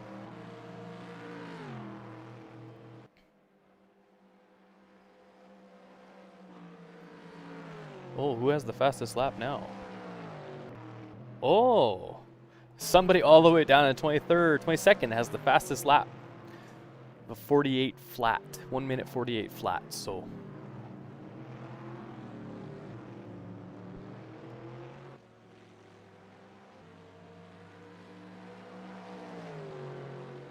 Colin up into P8 now. He's really pushing hard on those soft tires.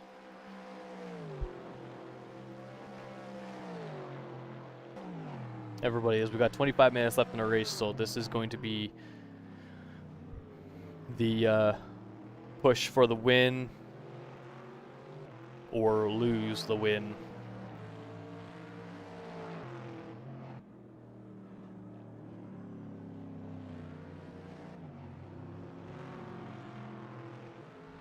Andrew finally coming into the pits. Let's see where he's going to come out. Like I said, pit stops are about 50 seconds, so he's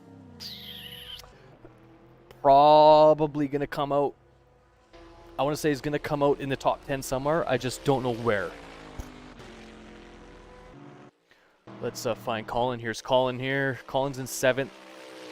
He may pass Andrew in the pit lane.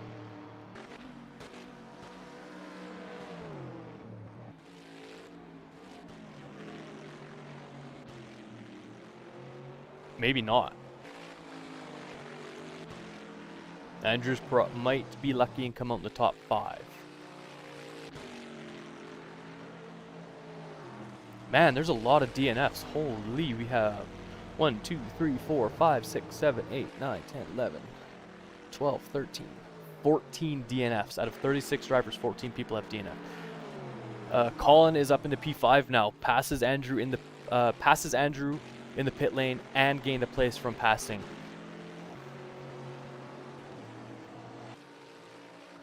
This is all endurance racing, is all like semi-endurance like this is all about pit strategy and obviously racing, but pit strategy is a big one. So right now we have Tomas in 1st, Anti-Rassi in 2nd, and Vlad Tokarev in 3rd. So we have the top 3 are separated by 11 seconds between them. Tomas has got a 10-second gap, so Colin has 23 minutes to push as hard as he can to catch them.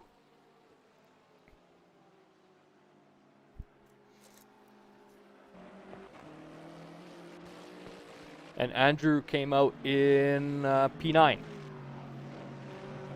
with a 5-second gap to P8. So Andrew is going to be on the freshest tires. He was the last one to pit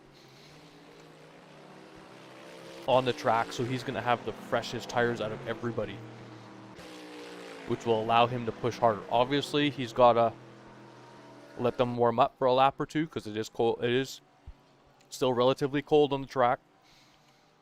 Like ambient temperature is only 22 degrees and the track temp's only 29 degrees, which is still, it's warm, but it's not like uber warm.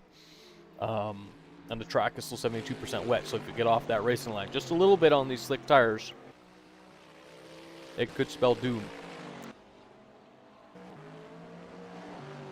So here's Andrew. He's got lots of space to just push. He doesn't have to worry about defending. He can just push as hard as he can for these last few laps. Come on. Am I here? You oh, are look, here, I'm yep. here. I'm back. Hey guys, exciting racing. I just wanted to go help get our TracksVR number 16 off the track and make sure our driver was okay, which is what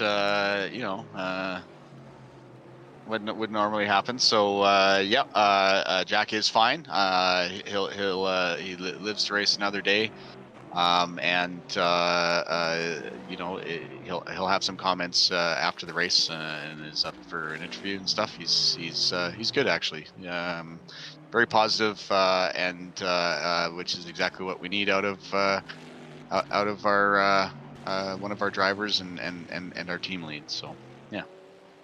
Yep, always that team lead always needs to be the positive, optimistic one, not the whiny baby one. The other drivers can be whiny and baby, but you want the lead driver to not be.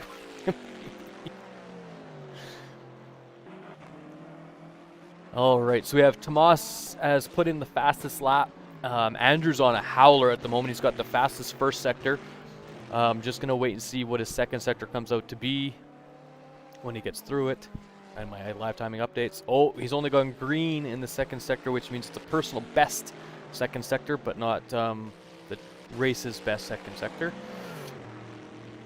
The boys obviously decided the softs were the way to go. Yeah. Oh, definitely. With the way Vlad was catching everybody just by using the soft tires, I think they were like, yeah, the track is dry enough. It's only 71% wet, which is the parts that are not the driving line, basically. Like, that road looks pretty dry to me. Yeah, it looks pretty dry. And these cars roaring over it again and again with all the heat and everything. We'll drive.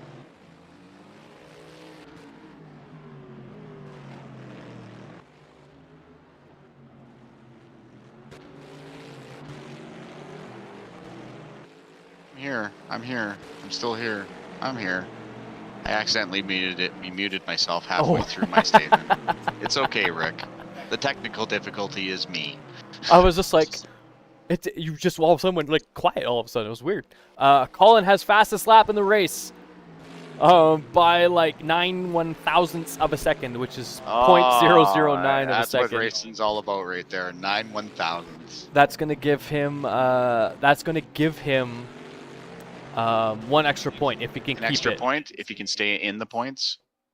Yeah. Does he have to be in the points to get that extra point? I don't think it specifies. Let me look. That's how F1 is set up. It just says in race. It doesn't say. It doesn't say you have to be in the points. Oh, there we go. So that'll be interesting. That will probably come up after the race. Oh, never mind. It got taken away from him after he got it. Next lap, Tomas takes it back. The track is obviously drying out, and these guys are feeling a lot more confident because everybody's getting faster every single lap. So the drivers are feeling very, very confident. There are only 11 drivers on the lead lap, and there have been, oh my god, 1, 2, 3, 4, 5, 6, 7, 8, 9, 10, 11, 12, 13, 14 DNFs. So I have 36 drivers. A third of the field is on the lead lap. More than a third of the field has DNF'd, and the other third are just driving. You're okay. You're just driving. There's not really any way to put it. You're just out there driving. And I mean, Dennis Van de Ven is one of those guys. Dennis Van de Ven is a lap down, which is very unusual for a driver of his caliber. Actually, I recognize a lot of those guys who are lap down. A lot of them raced in CFS or the BTCCs and F3s. Yeah, exactly. I do believe we have 17 minutes, just under 18 minutes. If Tomas does not make any mistakes, I'm going to say he's taking it. He's got a 10-second gap to second place, so I'm going to say he's going to take it. Colin is battling with this Royal Air Force Bentley again, and he goes off. The Bentley goes off. That gives Colin a place. Colin up to P4.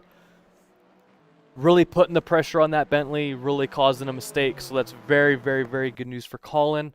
Andrew's coming up down that straight. Colin's got a massive gap now. Looks like he's got a 10-second gap to the car behind, and he's got a 30-second gap to Vlad Tokarev in third place. So unless the top three really make a mistake, I don't think Colin will catch them this race. Although Colin has had a phenomenal drive. He started 10th, and he's up in 4th. So, and we only have just under 17 minutes left, so that's great. Andrew is up into P8. He did come out of the pits in P9 or P10, I can't remember. So he's having a good drive back. Actually, let's go on board with him right now, because he's in a good little battle for 7th place. Oh, they're going to gain a spot. Those poor cameramen out there, we're making them work hard today with all these great angles, but good switch there, Rick. I've lost my train of thought. Oh, they gained a spot because Michael Brooks, that Royal Air Force Bentley that Colin was battling with, has had to pit. So I'm assuming he had taken damage from something else and has had to pit. So it puts Andrew up into P7 and Colin still in P4. I think Colin's just going to go for a nice Tuesday drive now. He's got... Andrew's battling. In the S's. He's battling. Hardest. He's battling hard. Look at this. Don't give the spot.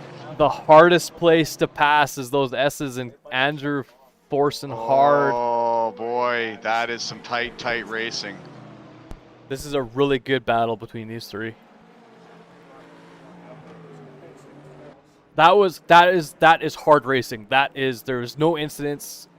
If anything, it would be racing incident if somebody went off. That was just hard racing. Oh, BMW making a mistake. Good line, Andrew. Letting both go through, yeah. Oh, nicely done.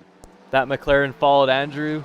That is the McLaren of Alex Zakharov, actually, the one that we were talking about the livery earlier. So now Andrew's got to do his own defending unless he can pull away from him. That puts Andrew up into P6. Starting P11th up into P6. Colin started P10th up into P4. I would say this is a good drive from both of them. And there is just under 15 minutes left. So we've been racing for a full hour now. These drivers have been in the seat for a full hour doing the same. Oh, the McLaren with a big spin out of the last corner. There we go. That's good for Andrew. That's going to give him a little bit more breathing room behind him here. So a little more firmly takes that spot for now. That's going to give him a lot. He's got a 3-second gap, but almost actually it's going up. He's got a 4-second gap. Really see how those cars camber as they came through that last corner, as he's braking and the right side wheels are almost leaving the ground. Yeah, Andrew has a 4-second gap. Actually, it's going up, so he's pushing hard. It's up to a 5-second gap to the car behind now, and he's got a 12-second gap to the car front. So. Oh, he's on the move for him, though. Yeah, he's pushing hard. Yeah, Jesper Burns in that Bentley. Oh, it looks like he just went off track. The Jesper Burns did, so hopefully that lost him a little bit of speed. And Andrew can catch up even more time. They sure leave the track there on some of those, eh? I don't think that car was for position. Because if he did go off track, he didn't gain any time to the guy in front of him, so I don't think it was for position, that Bentley. Vlad is now up in the second. I can see where you're pointing, Rick, but yeah, so the Bentley that was just in front of Andrew there, guys. Nope. Yeah, that green Bentley was not for position because I can't. Okay. If I go up and down, yeah, it's not there. So Vlad up into second place. So Anti-Rassi has made a mistake, and Vlad has passed him. So Vlad, with his early pit stop, is going to only lose 1 spot overall from when he pitted in first place. So this green Bentley right here is not for position. Okay. Neither is this Ferrari. Hopefully they don't hold Andrew up at all. Yeah, freaking. And actually help him with a bit of a tow down the straight here. Mm-hmm. Yeah, this green Bentley that Andrew is behind, that BMW has gone off every time somebody's come around him. That green Bentley that Andrew is behind is actually the Royal Air Force Bentley that Colin was battling with that ended up going off and then making a pit stop. So he's gone way down. There is only 8 drivers on the lead lap now, so that means the top 2 guys are pushing super hard to try and finish this race. We have 12 minutes left as my live timing ticker hits the 12-minute mark.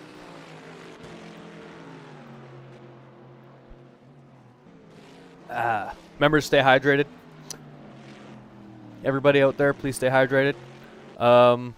Any beverage sponsors out there potentially want to sponsor us with some beverages, we'll mention you. But for right now, pure sweet dihydrogen oxide is the chemical that we're imbibing. So this is your thought about the fastest lap. How the F1, they have to be in the points to get the point. The gentleman that has the fastest lap actually has been disqualified. Oh, so yeah, he actually still gets a point for the fastest lap. Wow. So I'm not sure. Disqualified. He's the only one. That's Pedro Gomez. Oh, he was the one that qualified like top 4 or 5. Yeah, I wonder what happened to Pedro. I have no idea, but he did pit 4 times. Obviously, nobody voted for him.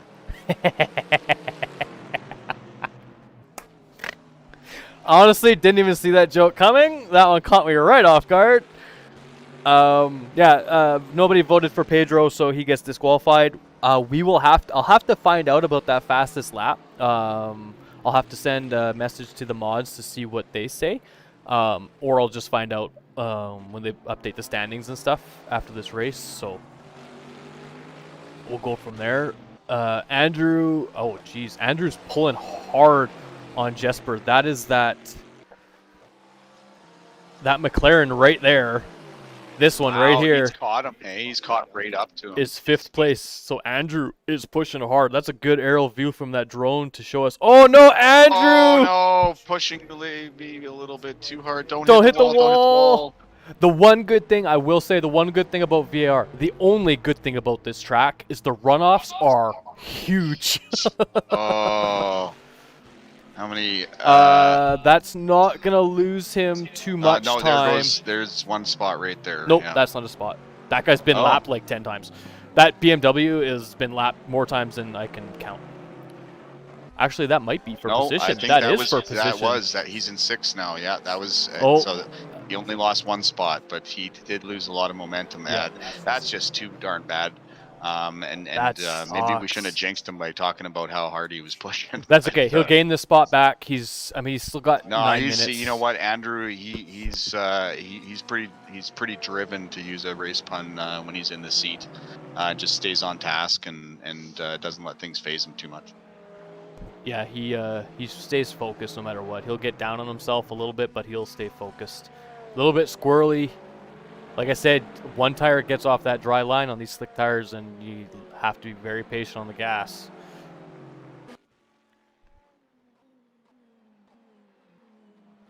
That's a lap. That Ferrari's definitely a lapped car. Yeah. Yeah.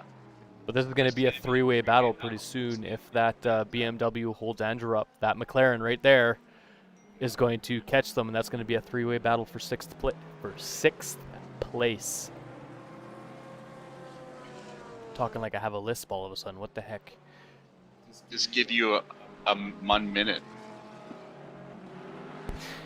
We're not going to have clothing. We're going to have 1 minutes now. 1 minutes. You have 1 minute to get your task done, Rick.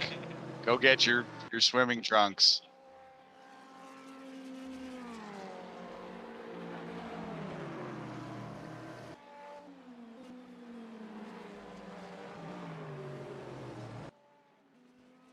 Tomas is extending his lead. He's up to 15-second gap from 10 seconds.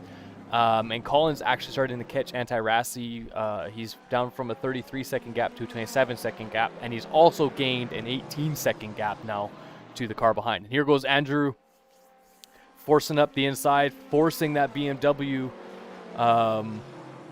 who is actually on the wet tires, so that wet line didn't really hinder him too bad.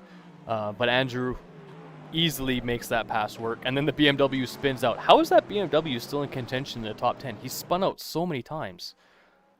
Like, he's spinning out almost every lap. I don't know how he's still in contention for the top 10. I'm not sure, but I think that's a measure of how poorly the rest of the field maybe is doing. Well, I'm going to give props to this Ferrari. Very well done getting out of the way. Blue flagged. Obviously, he's being lapped. Very well done. That was well done. That was total gentleman pulling over at the appropriate time and letting them by.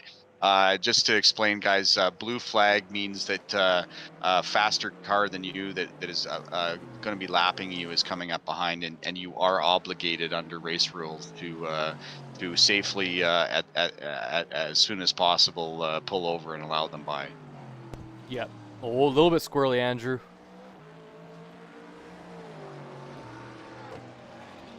We have 6.5 minutes left in this race. Boys and girls, ladies and gents, as we come up the S's. This is actually a really fun part of the track. Coming up these S's, it's really fun. All kinds of air coming over that hill. Into the hard braking points before the really long straight.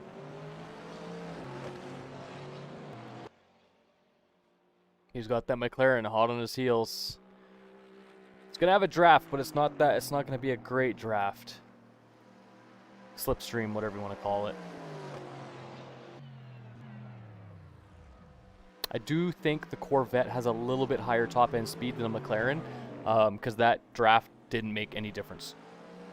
The braking points make difference. I think the Corvette's faster in a straight line, but the McLaren is a little bit nimbler in the corners. I think that's where the McLaren... Yeah, I don't think it nosedived, and you can actually see it. It doesn't nosedive as much on the elevation corners, right? Yeah. It could also be the setup too. Who knows? That could be. Yeah, exactly. I mean, if different cars respond to different setups differently, so. Exactly. I mean, Andrew and Colin did a lot of testing on for all the cars for this series, and they found the Corvette and the McLaren to be the closest and the best ones to drive. Let alone the 4.5, 5 hours of practice that Colin and Jack were putting in yesterday too. It was informing. And it looks like we have the funky Reptar-looking Porsche of Tomas Golab in first. The Illumis, this is just a stock livery, so you can actually come down and race this livery at TracksVR. You can come down and race this Aston Martin livery. It is a stock livery, so we have it, no problem. And then we have, that was Vlad Tokarev, then we have the Porsche of Anti-Rassi in third. And then we have Colin in the white and orange TracksVR Corvette in fourth. We have Jesper Burns in the black and red Vodafone McLaren in fifth. And we have Andrew in the black and orange Corvette, followed closely by Alex Zakharov in the funky striped McLaren in sixth place. So last 4 minutes. They're going to be pushing. Colin, actually, I think Anti-Rassi is making some mistakes late in the race, and Colin's starting to catch him. He's got a 24-second gap. So if Anti-Rassi can make a massive mistake in the last 3 minutes, that would be good for Colin, because it would potentially put him in third or in a very close contention for third place. Uh-oh. Howard's getting some text messages, so I don't know what they're about. I don't think I want to know what they're about, but... Just about my awesome humor skills today and all days and forever. All right, so what a great race it's been. Too bad for Jack. Yeah, very unfortunate. We'll get to talk to him after the race, but yeah, well done to our racers here. It looks like we're just coming up 3 minutes left, just under 3 minutes left to go. They're gonna have, yeah, about 2 laps. 2 laps. Yeah, probably about 2 laps left. You know, I didn't say it enough, but thank you to all our drivers and to you, Rick. You guys are the best. Thank you to all our watchers now and in the future. And in the past, I don't know, time travel, not too sure. And to our one sponsor, F&40's podcast, broadcast live out of the Blind Beggar every Wednesday night. Support local, and that includes us. Whatever we can do to help each other all get through these tough times. We hope we're bringing some excitement and interesting content to you, the viewer, and we thank you. Yes. Sorry guys, just going through the top like 10 cars here, just seeing who's what cars are where. This McLaren is not really leaving Andrew alone. He gets close and then he makes a mistake, which is good for Andrew. This is going to be Andrew's last lap, I do believe, because he just crossed the finish line with less than 2 minutes, with less than like a minute 45 left. So unless he has a blistering lap where he does like a minute and 39 seconds, he'll get another lap, but probably just get this lap. The top 7 are on the lead lap at the moment, which means Tomas is coming real quick. And we've done 39 laps, and Tomas has just started what is going to be his last lap. So here's Tomas just starting his last lap. As we have a minute left in the race. So Colin here coming around, right-handers. Oh, and Colin going off track. Keep it straight, buddy. Keep it straight. Get it spun around. Come on, Colin. Oh no, that was a big mistake. That was a really big mistake. It's just so hard to know how much gas to use on that grass. It really, guys, like you can't barely touch your steering wheel We've all Yeah. experienced it, and yeah, it's not just at this track; it's at any track. The grass itself, dry, is like driving on ice, and then once it's wet, yeah, you just have zero traction. This, if we had one more lap, this could be a very interesting development. Vlad has cut his lead, his gap to Tomas in first place in half. It's just Vlad has traffic to deal with now. So if he had one more lap to get around the traffic, I'm sure he would. It would be a good battle for first place. But well done. Well done. Colin, Colin spun there. Oh, nice. All right, so looks like we have people are still spinning out, guys. There's still some moisture out there, and yeah, Tomas has just and at this finished his point in first time, lap. you know, your wetsuit's getting dry or your dry suit's getting wet. We're not sure which, and tires are starting to wear out, as Jack said. So hopefully we can just finish up here. We've got 49 seconds left to go. No, and race is over. That is counting up now. Oh, it is So counting up, Tomas yeah. took first, Vlad took second, and we're just waiting on Antirassi, Colin, and Andrew to finish this race. Antirassi Yay. finished, so your top three are Tomas, Vlad, and Antirassi. Colin's coming around. Oops, wrong way. This way. Here's Colin just coming around the last couple corners here.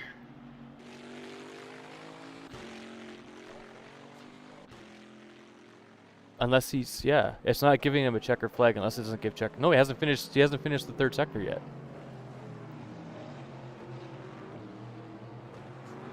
I mean, he has got a 50 perhaps second he has gap. some damage, or he could be letting Andrew come and pass him because Andrew's right behind him.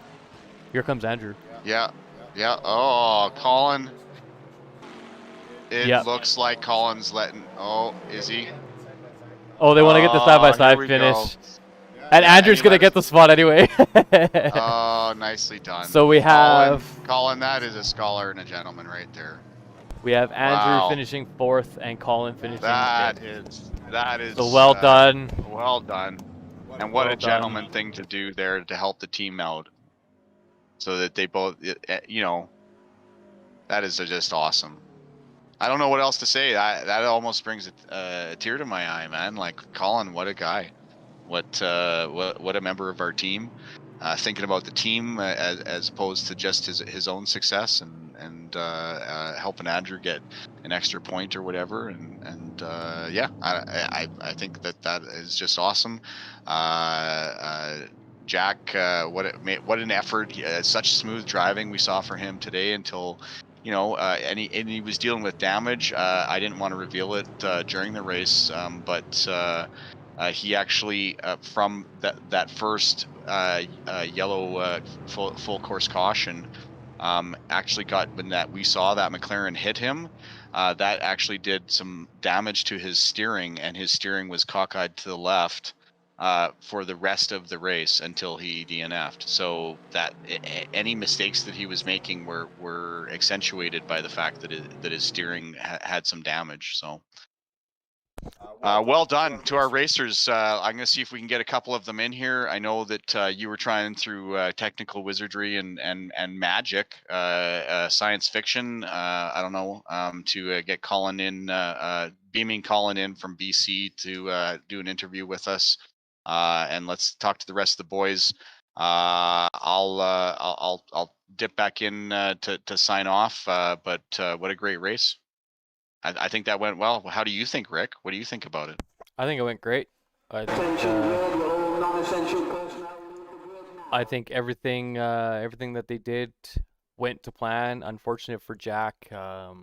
Didn't know how bad the damage was. He did come in and tell me that he did have damage from getting hit by all the McLarens and the Radicals and freaking everybody else that hit him in the first few laps there. But very well done from Andrew and Colin. And Very, very good sportsmanship from Colin. I don't know if that was just because Colin wanted actual employees to get the higher placement. I have no idea. But very well done to get a 4th, 5th finish. So, very, very good race all around. And it seemed to be a lot more. It seemed to be a lot more clean from the stuff that we saw than the last couple series. I mean, yeah, a lot cleaner. We're gonna see. I'm gonna see who I can get in here first. I did send Colin an invite to the server, so we'll see if he gets it. But yeah, a very good race. Very, very good race from everybody. Very, very happy with it.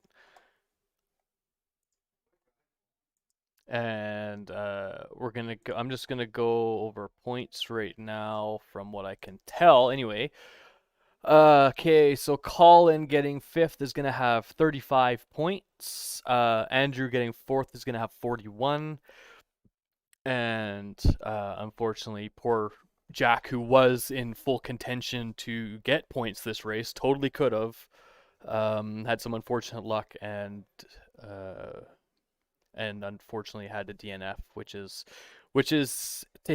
in my opinion is not great, but it's not bad. Before he DNF'd, there was, I think I said there was like 9 or 10 people that DNF'd already. So usually being the first person to DNF, in my opinion, is very crappy. But if you DNF after a lot of people have DNF'd, then it's not so bad. In my opinion, anyway. Although DNF still gets no points regardless. Yes, I know that. Hi, Colin. Hi, Richard. How you been, dude? Haven't talked to you for a while. Oh, good. I was in. Well, when was the last time I was in? You were there, weren't you? No, I saw you before you guys did Castrol. Oh, okay. Yeah. Yeah. Yeah. No, doing good. Today's race could have gone better. I messed up on the qualifying. I didn't think the track would gain that much time waiting, Mm-hmm. and so I went out like with 13 minutes left, and I did an out lap, 2 hot laps, and then I did a cool down lap just to keep my leaders up in the car. Mm-hmm. But Andrew came out at the 10-minute mark where most of the other fast guys came out, and they were able to go 2.5 seconds faster. Like, I figured the wet line would have stayed wet for a little bit longer, but apparently not. Yeah, it was. I was watching on the live timing. They have how wet the track gets and stuff, and I was kind of keeping an eye on it. And by the end of it, it went down like 10% for the wetness of the track on the dry line. It was amazing the times that they were getting at the end. Did you have damage in that race at any point? No, I didn't have any damage. I just went off twice while battling, or I went off when I was in 3rd by myself, and then worked my way back up to 4th, and then I went off, and then I had to work my way back up. Finally got past Brooks again. Yeah. And then second last lap, I was pushing for the fastest lap because I had the pace to take the points, and I went off just at roller coaster. Yeah, so we caught that at the end. You spun out and went off, and then you were trying to get back on and spun yourself around again. Yeah, so I still had 14 seconds to Jesper Burns behind me at that point, and Andrew was right behind him, and then Jesper spun. Yep. So Andrew was the next car behind me, 20 seconds on the last lap. So I was like, well, because I'm gonna miss a few races, I better give him the 4 or 5 points advantage. So I gave Andrew the position at the end there. Yeah, that's what we figured it must have been, is because we knew you were gonna miss a race or two, so we figured it must have been something like that. Yeah, I'm gonna miss the Nürburgring, which is double points. That's is the Nordschleife one or the Nürburgring? Yeah, the Nordschleife. Because the I think Nordschleife is on Saturday, I think. Yeah, I'm gonna miss that one because it's on a Saturday. If they would have kept it to the regular Tuesday, then I would have been able to make that one, and then only miss the next one after that. So yeah, whatever one that one is. Yeah. One question I'm gonna ask all three of you guys when I get y'all on here is, how did you find the 2 times tire wear? Well, it's hard to say because wet, we had right? the wet tires. The wet tires actually worked fairly well. Like, I went out with 65 liters 75 at qualifying, and then I just burnt through 10 Mhm. to come back into the pits with 65, and that was good enough for exactly half race. But Mhm. then because of the safety car procedure, I was able to get when I came in for fuel, I only needed 55 liters instead of 65. Mhm. So about 4 laps worth of fuel, and then I finished off with 5 liters of fuel. So I would have had like a good, if we didn't have the safety car, I would have been perfect on fuel. But with the safety car, I was just able to get a little bit faster, and the track dried up enough for the softs to come into effect Yeah. in the second stint, Yeah, we were all which was surprised about that. a gamble. There was definitely a dry line, like Andrew was saying. Mhm. I was, because it was still 80% when I came in, Yeah. like 80% track wetness. I was still kind of wary about going on the dries, but there was luckily a guy that went on the softs 2 laps before I went in, and he posted a 148, so I knew it was faster. So Yeah. it Yeah, yeah, was there it was a was gamble, but yeah, after that it was hit or miss. Like you Mhm. needed to keep on track, so it was good. Yeah, Good that's good. race. I didn't think this track would be as good to race on. I thought it was really fun to practice on just because it's a challenging track, Yeah. but I didn't think the racing would be good because there wasn't very many good overtakes. But Yeah, because no. I got my overtakes done in the first like 5 laps to get up to like fourth or fifth, Yeah, like you were motoring. I got 5 positions right away, and that was because of the wet setup. Like Mhm. if it would have been wet the whole time, we would have done much better. I think a lot more drivers would have spun off. We would have been easily catching. After once I got to third, I was losing about 7/10 a lap to the 2 leaders, but the track was drying. I think if it would have been staying wet, they would have been Yeah. slower than my pace. Yeah. Yeah, you were definitely motoring. We were very very impressed. Um Especially watching the last little bit. It was like, holy shit, he's gonna catch up to third place. Quiet back there. Yep, So, and yeah, no, it just luckily like fourth, fifth is good points haul, and we don't have any weight ballast added to us for next round at Interlagos, which is gonna be good. It's a lot of corners of that track, so weight's gonna be yeah. killer, Yeah. and with the times tire wear, I presume Interlagos will be dry. Since it's in Brazil, It should be. I mean, you never know, right? so Um, we definitely are gonna have to do a lot of testing. I'm gonna work on setup right away today for next week, so that the guys have it. They can start practicing. We can figure out what our tire wear use is gonna be, what our fuel strategy is gonna be, and just be a little more prepared. I think today we could have I could have qualified probably 5 or 6 positions higher. Andrew, I know he could have. He went out with just a little less practice. That I think that would have bumped him up at least 3 positions because he was only a tenth behind me, yeah. and he came out later. So yeah, we'll just be more prepared for next race. But we got good points. Yeah. Unfortunate for Jack to go off and wreck the engine. Yeah, it was very unfortunate for him. He was definitely in contention for points and good points Hmm. actually. So, very unfortunate. But yeah, thanks for coming on the interview, dude. We're gonna probably get you on more often if you want after the races and hear your thoughts and stuff like that. Yeah, no, we definitely can. Hopefully Colin. next week doesn't go as long as, like, we don't have so many restarts, Oh, I and know. because yeah, next week I'll be fine. The week after I will be working night shifts during the no, sorry. Let me look at my schedule again. I can't remember which round it is. I gotta be awake during my night shift. The 26th, so round 5, I think that is. 1, 2, Yeah, 'cause you'll miss the Nordschleife and then the one 3, after that, right? 4. Yeah, I'll make round 5, but then I'll miss round 6 and 7, and then I'll make round 8. Yeah.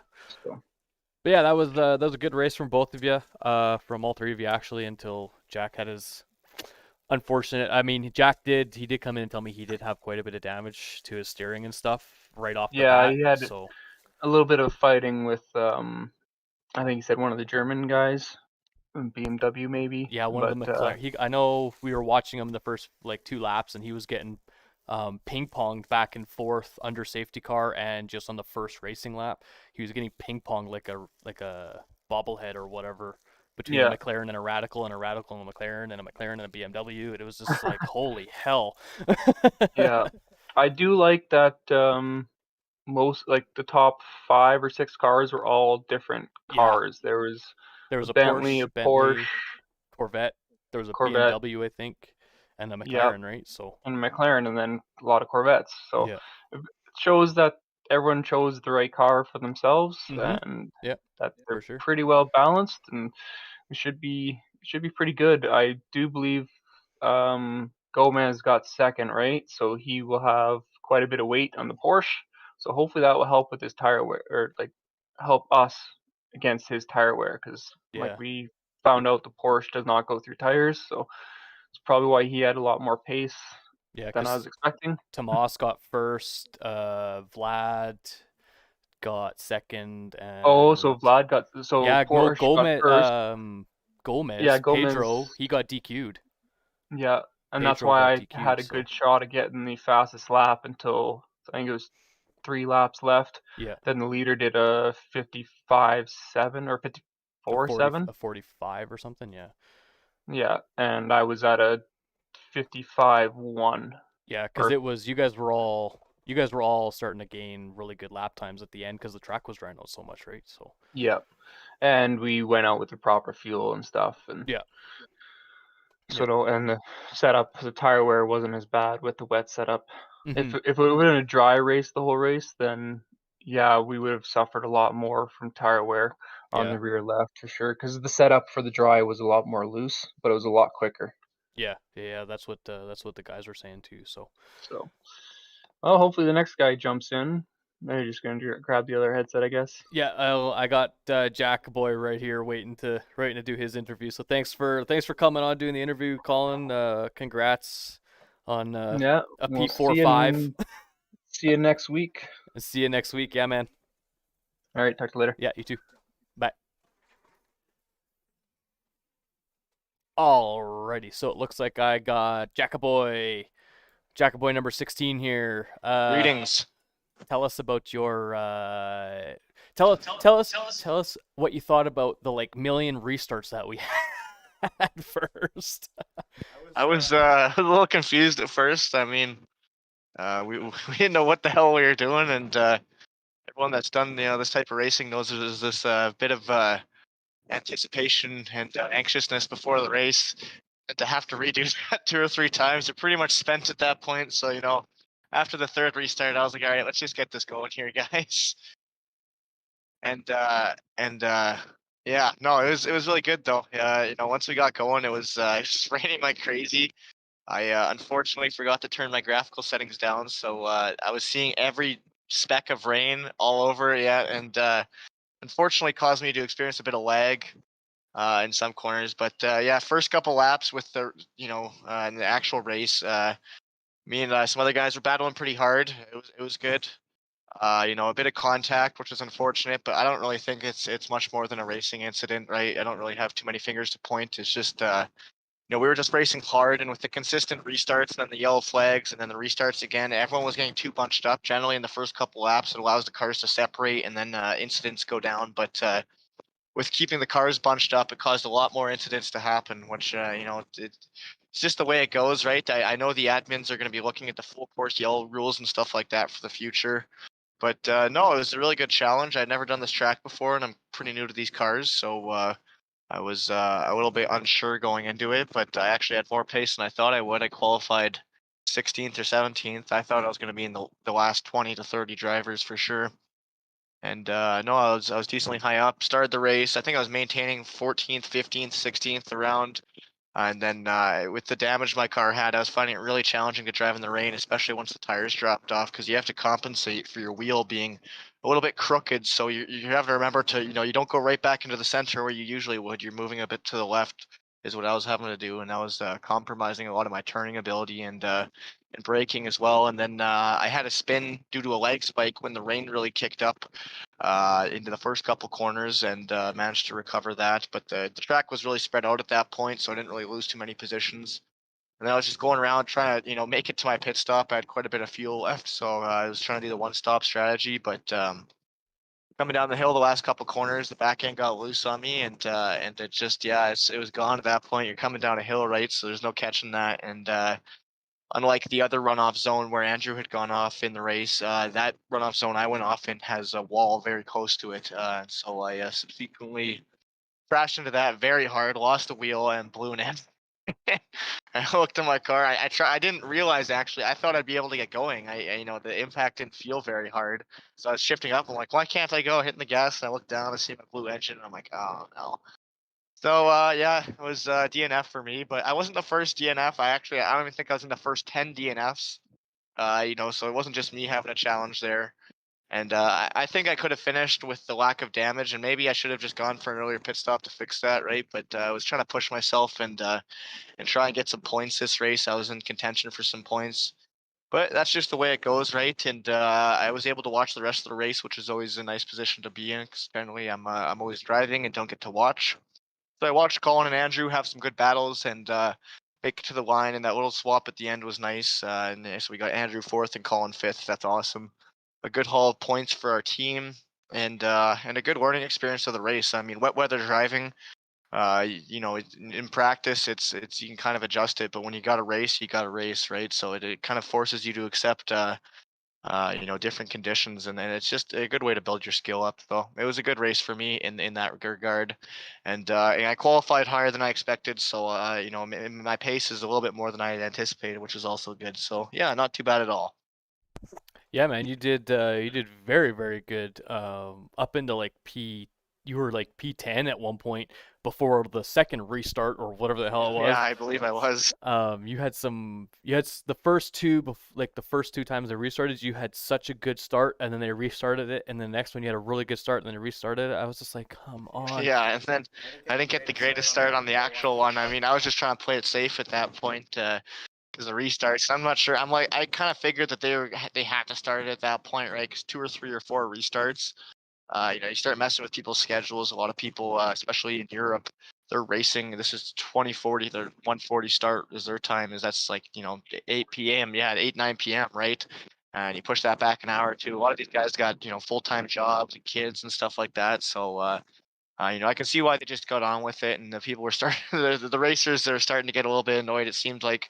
But the admins, I don't think they expected any of the stuff to happen, and I don't really think it's their fault as much. I mean, they could have tested a bit more, but there's 2 guys, as far as I can tell, and they're setting up the whole thing from marketing to skin package creation, scheduling, all that stuff, right? So they got a lot on their plates, and I just want to say a thank you to them because they're doing a lot here, and a thank you to Howard and Rick because the stream looks freaking awesome today. The frame rate is so much smoother now. It looks beautiful. I love it. This is where TracksVR. This is what our stream should be looking like. I really like that. So it was a good learning experience for me today. And I got to kind of feel out where I was on pace, and good points for the team. We did a good stream, and it's just gonna keep getting better.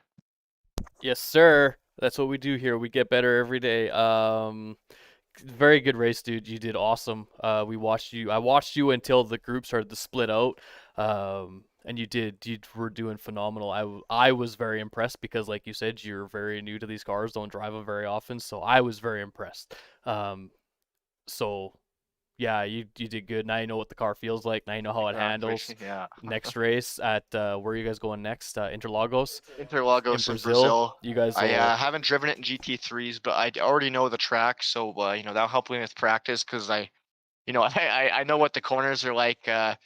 Yesterday, Monday, was my first time pretty much driving VIR in this sim. I'd only driven it in Forza before, and I freaking hated it in Forza because they changed the layout every race. You're doing some sort of reverse alt Patriot doggy style layout. I don't know what the hell it'd be, but I can never figure out the track in Forza. So yesterday, me and Colin went around, and Colin did an awesome job just teaching me about all the corners, and it's pretty much the only reason I had some pace today is because he gave me a really good training session. But I do know Interlagos, and I do know a couple of the next tracks coming up. So, and I also have more time to practice. It'll just be more improvement, right? Yeah, man, for sure. Next week's going to be good. I know you're going to get points. You're going to get a good haul of points for yourself. Yeah, fingers crossed. I mean, you could have got like middle of the grid points. Like that would have been dope Yeah, for you today. it was unfortunate the DNF there is just got loose on me, man. It's the car, and that was something we knew going in with the Corvette is that it's a bit more loose, right? But no, our range setup had pretty good pace and was very stable, considering the Corvette's rear instability. So it's unfortunate, but I'm gonna be shooting for points next race, and if not points, at the very least to finish it. I really hope to finish the next race. Hoping for not so much inclement weather either. Well, we're going to Brazil, so it'll probably just be. I can't expect too much, right? It'll be hotter than Satan himself. So.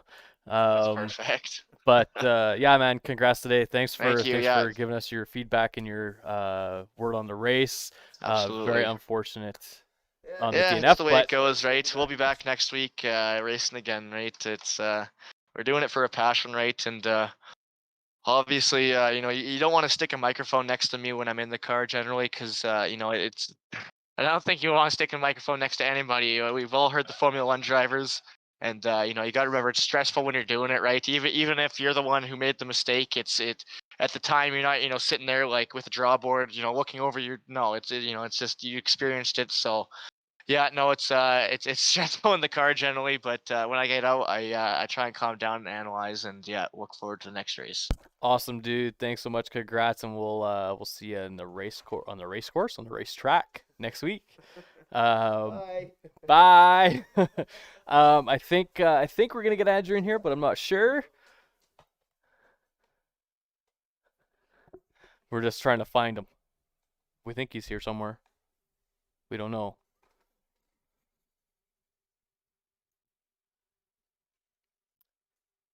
But yeah, it was very good. Colin and Jack both did great. And yes, like Jack said, thanks to Tomas and everybody else at SimRacingMania for putting on these events. They're great.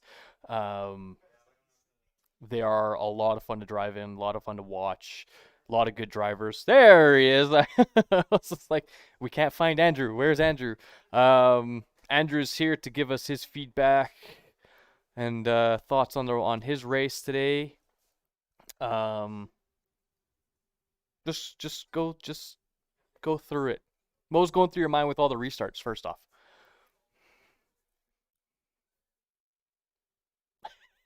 There you go. Yeah, thanks, Rick. I just want to say thanks to Colin there. He does a lot of work for the team. Does a lot of setup work, and we know for this series he's going to miss a couple races for with work commitments. So he made really a strong decision for the team to give me the spot at the end to help the team in the championship hunt. And yeah, this is probably. It's actually one of the better starts to the season that we've had, because if you remember the BTCCs, that was a really rough one, lots of contact. More or less the same for the F3s, and both times clawed back to get third. So yeah, hopefully, like this is going to be a long one. It's a marathon, not a sprint. So yeah, I think we're positioned ourselves well, and yeah, big thanks to Colin. He's great. Yeah, Colin definitely helps out a lot. He's down here as often as he can. He helps with the setups, like Andrew was saying. Yesterday he was helping Andrew or Jack for like 3 or 4 hours with learning the track and stuff. So Colin does a whole heck of a lot for us. How did you think your race went? The start procedure was kind of, I don't know what happened there, but we're not professional drivers really, because we don't get paid to do this. The admins that run the league don't get paid to do this. So like sometimes you're gonna have rough ones like this, but you can't let it get to you. We're all here to have fun, and yeah, it's one of those tough races, changeable conditions. Yeah, like I said before, the cream rises to the top, especially in these conditions. I made a couple mistakes, which is my bad, but we're still able to get to the front of the grid and get a good result for the team. Yeah, man, you guys, all three of you drove great. The couple mistakes, were they just driver errors, or were they caused by other cars? We didn't catch all of them. We only caught one or two. Yeah, I had 2 off tracks. Driver error. I just put half. It wasn't even a full tire. I don't think it was just half tire on the wet part of the track when I had slicks on. And yeah, like, of course, sim racing, it's even with the VR and everything, it's not real life at the end of the day, and it's hard to place the car exactly where you want it. Yeah, like it's the same for everyone though. I think a lot of people. I don't think anyone had a clean race probably this time. It's just the nature of how it is. Yeah, it's a tough one. Yeah, good result for the team. Yeah, you said it. You said it the best. Nobody had a clean race today. Everybody had at least one off track, be it driver error or caused by another driver, what have you. We saw you had a really good battle with one of the BMWs through the first set of S's in Sector 1. Yeah. What was going through your mind doing that? Yeah, I think last name LaRue, I believe. If I might have got that wrong, I don't know, but yeah, he I was definitely faster, like probably over a second a lap faster, if not more. But he did a good job defending. It's very difficult to overtake when there's only one dry line. It's only about a car width wide, right? As soon as you go off that line, you lose all traction. So yeah, it had to be. I didn't want to wreck him or anything. I didn't want to spin him out, so I tried to make sure I pass him as cleanly as possible. He made it pretty tough on me. I got some contact there, which was not my intention at least, but yeah, and then I think I had to get by him twice because I got past him and then I made a mistake, spun out, and then had to do it again. So yeah, it took a couple creases in my fender off the BMW there, but yeah, that's racing, hard racing. Yeah, and we caught it on the stream, and that's exactly what Howard and I said. Is that's just hard racing at its core. Nobody spun anybody out. Everybody was very aware of who was there, and it was just good hard racing all the way through those S's, very tight. So yeah, I think if he drives like that, maybe with some of the other drivers, it wouldn't have ended so well. Because I was trying to, I don't want to. I'm not racing for money or anything. I don't want to be a jerk or anything like that. I want to be a nice guy. So I was as patient as possible and gave room. So yeah, we'll see. Hopefully the other drivers are as nice as me. We'll find out, I guess. yeah, that's all we can do, right? Is find out. Well, congrats, dude. Any final words before we all take off? I know we all want to get home and get some rest and stuff. So yeah, no, just thank you again to Colin. He's does a lot for this team. Yeah, great teammate. He's exactly the type of person you want on your team.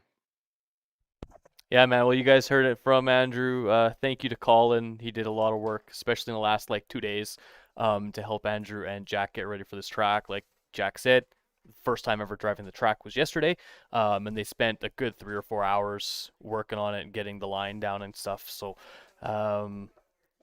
you always need to have a driver like that that's very out there to help you get better and help you improve. And Colin is definitely that guy. Even when he comes down, he's helping customers and stuff get better and helping us get better and stuff like that.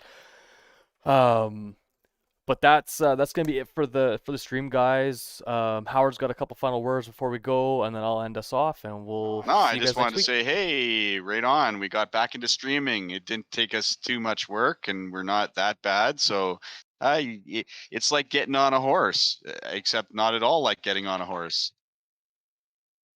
Anyways, take care. Love you all. Thanks for watching, and hope to see you next stream in a week's time. Well said, Howard. Yeah, thanks so much for watching, guys. Thanks to FN40's podcast for sponsoring us. We definitely are looking for another main sponsor, like Howard said. We do have a massive area on the hood and the fender for a title sponsor. So definitely shoot us a link, or not link, email is in the description of the video below, stream below, whatever you want to call it. For our email, if you're interested, send us an email. We can send you the sponsorship package, all that good stuff.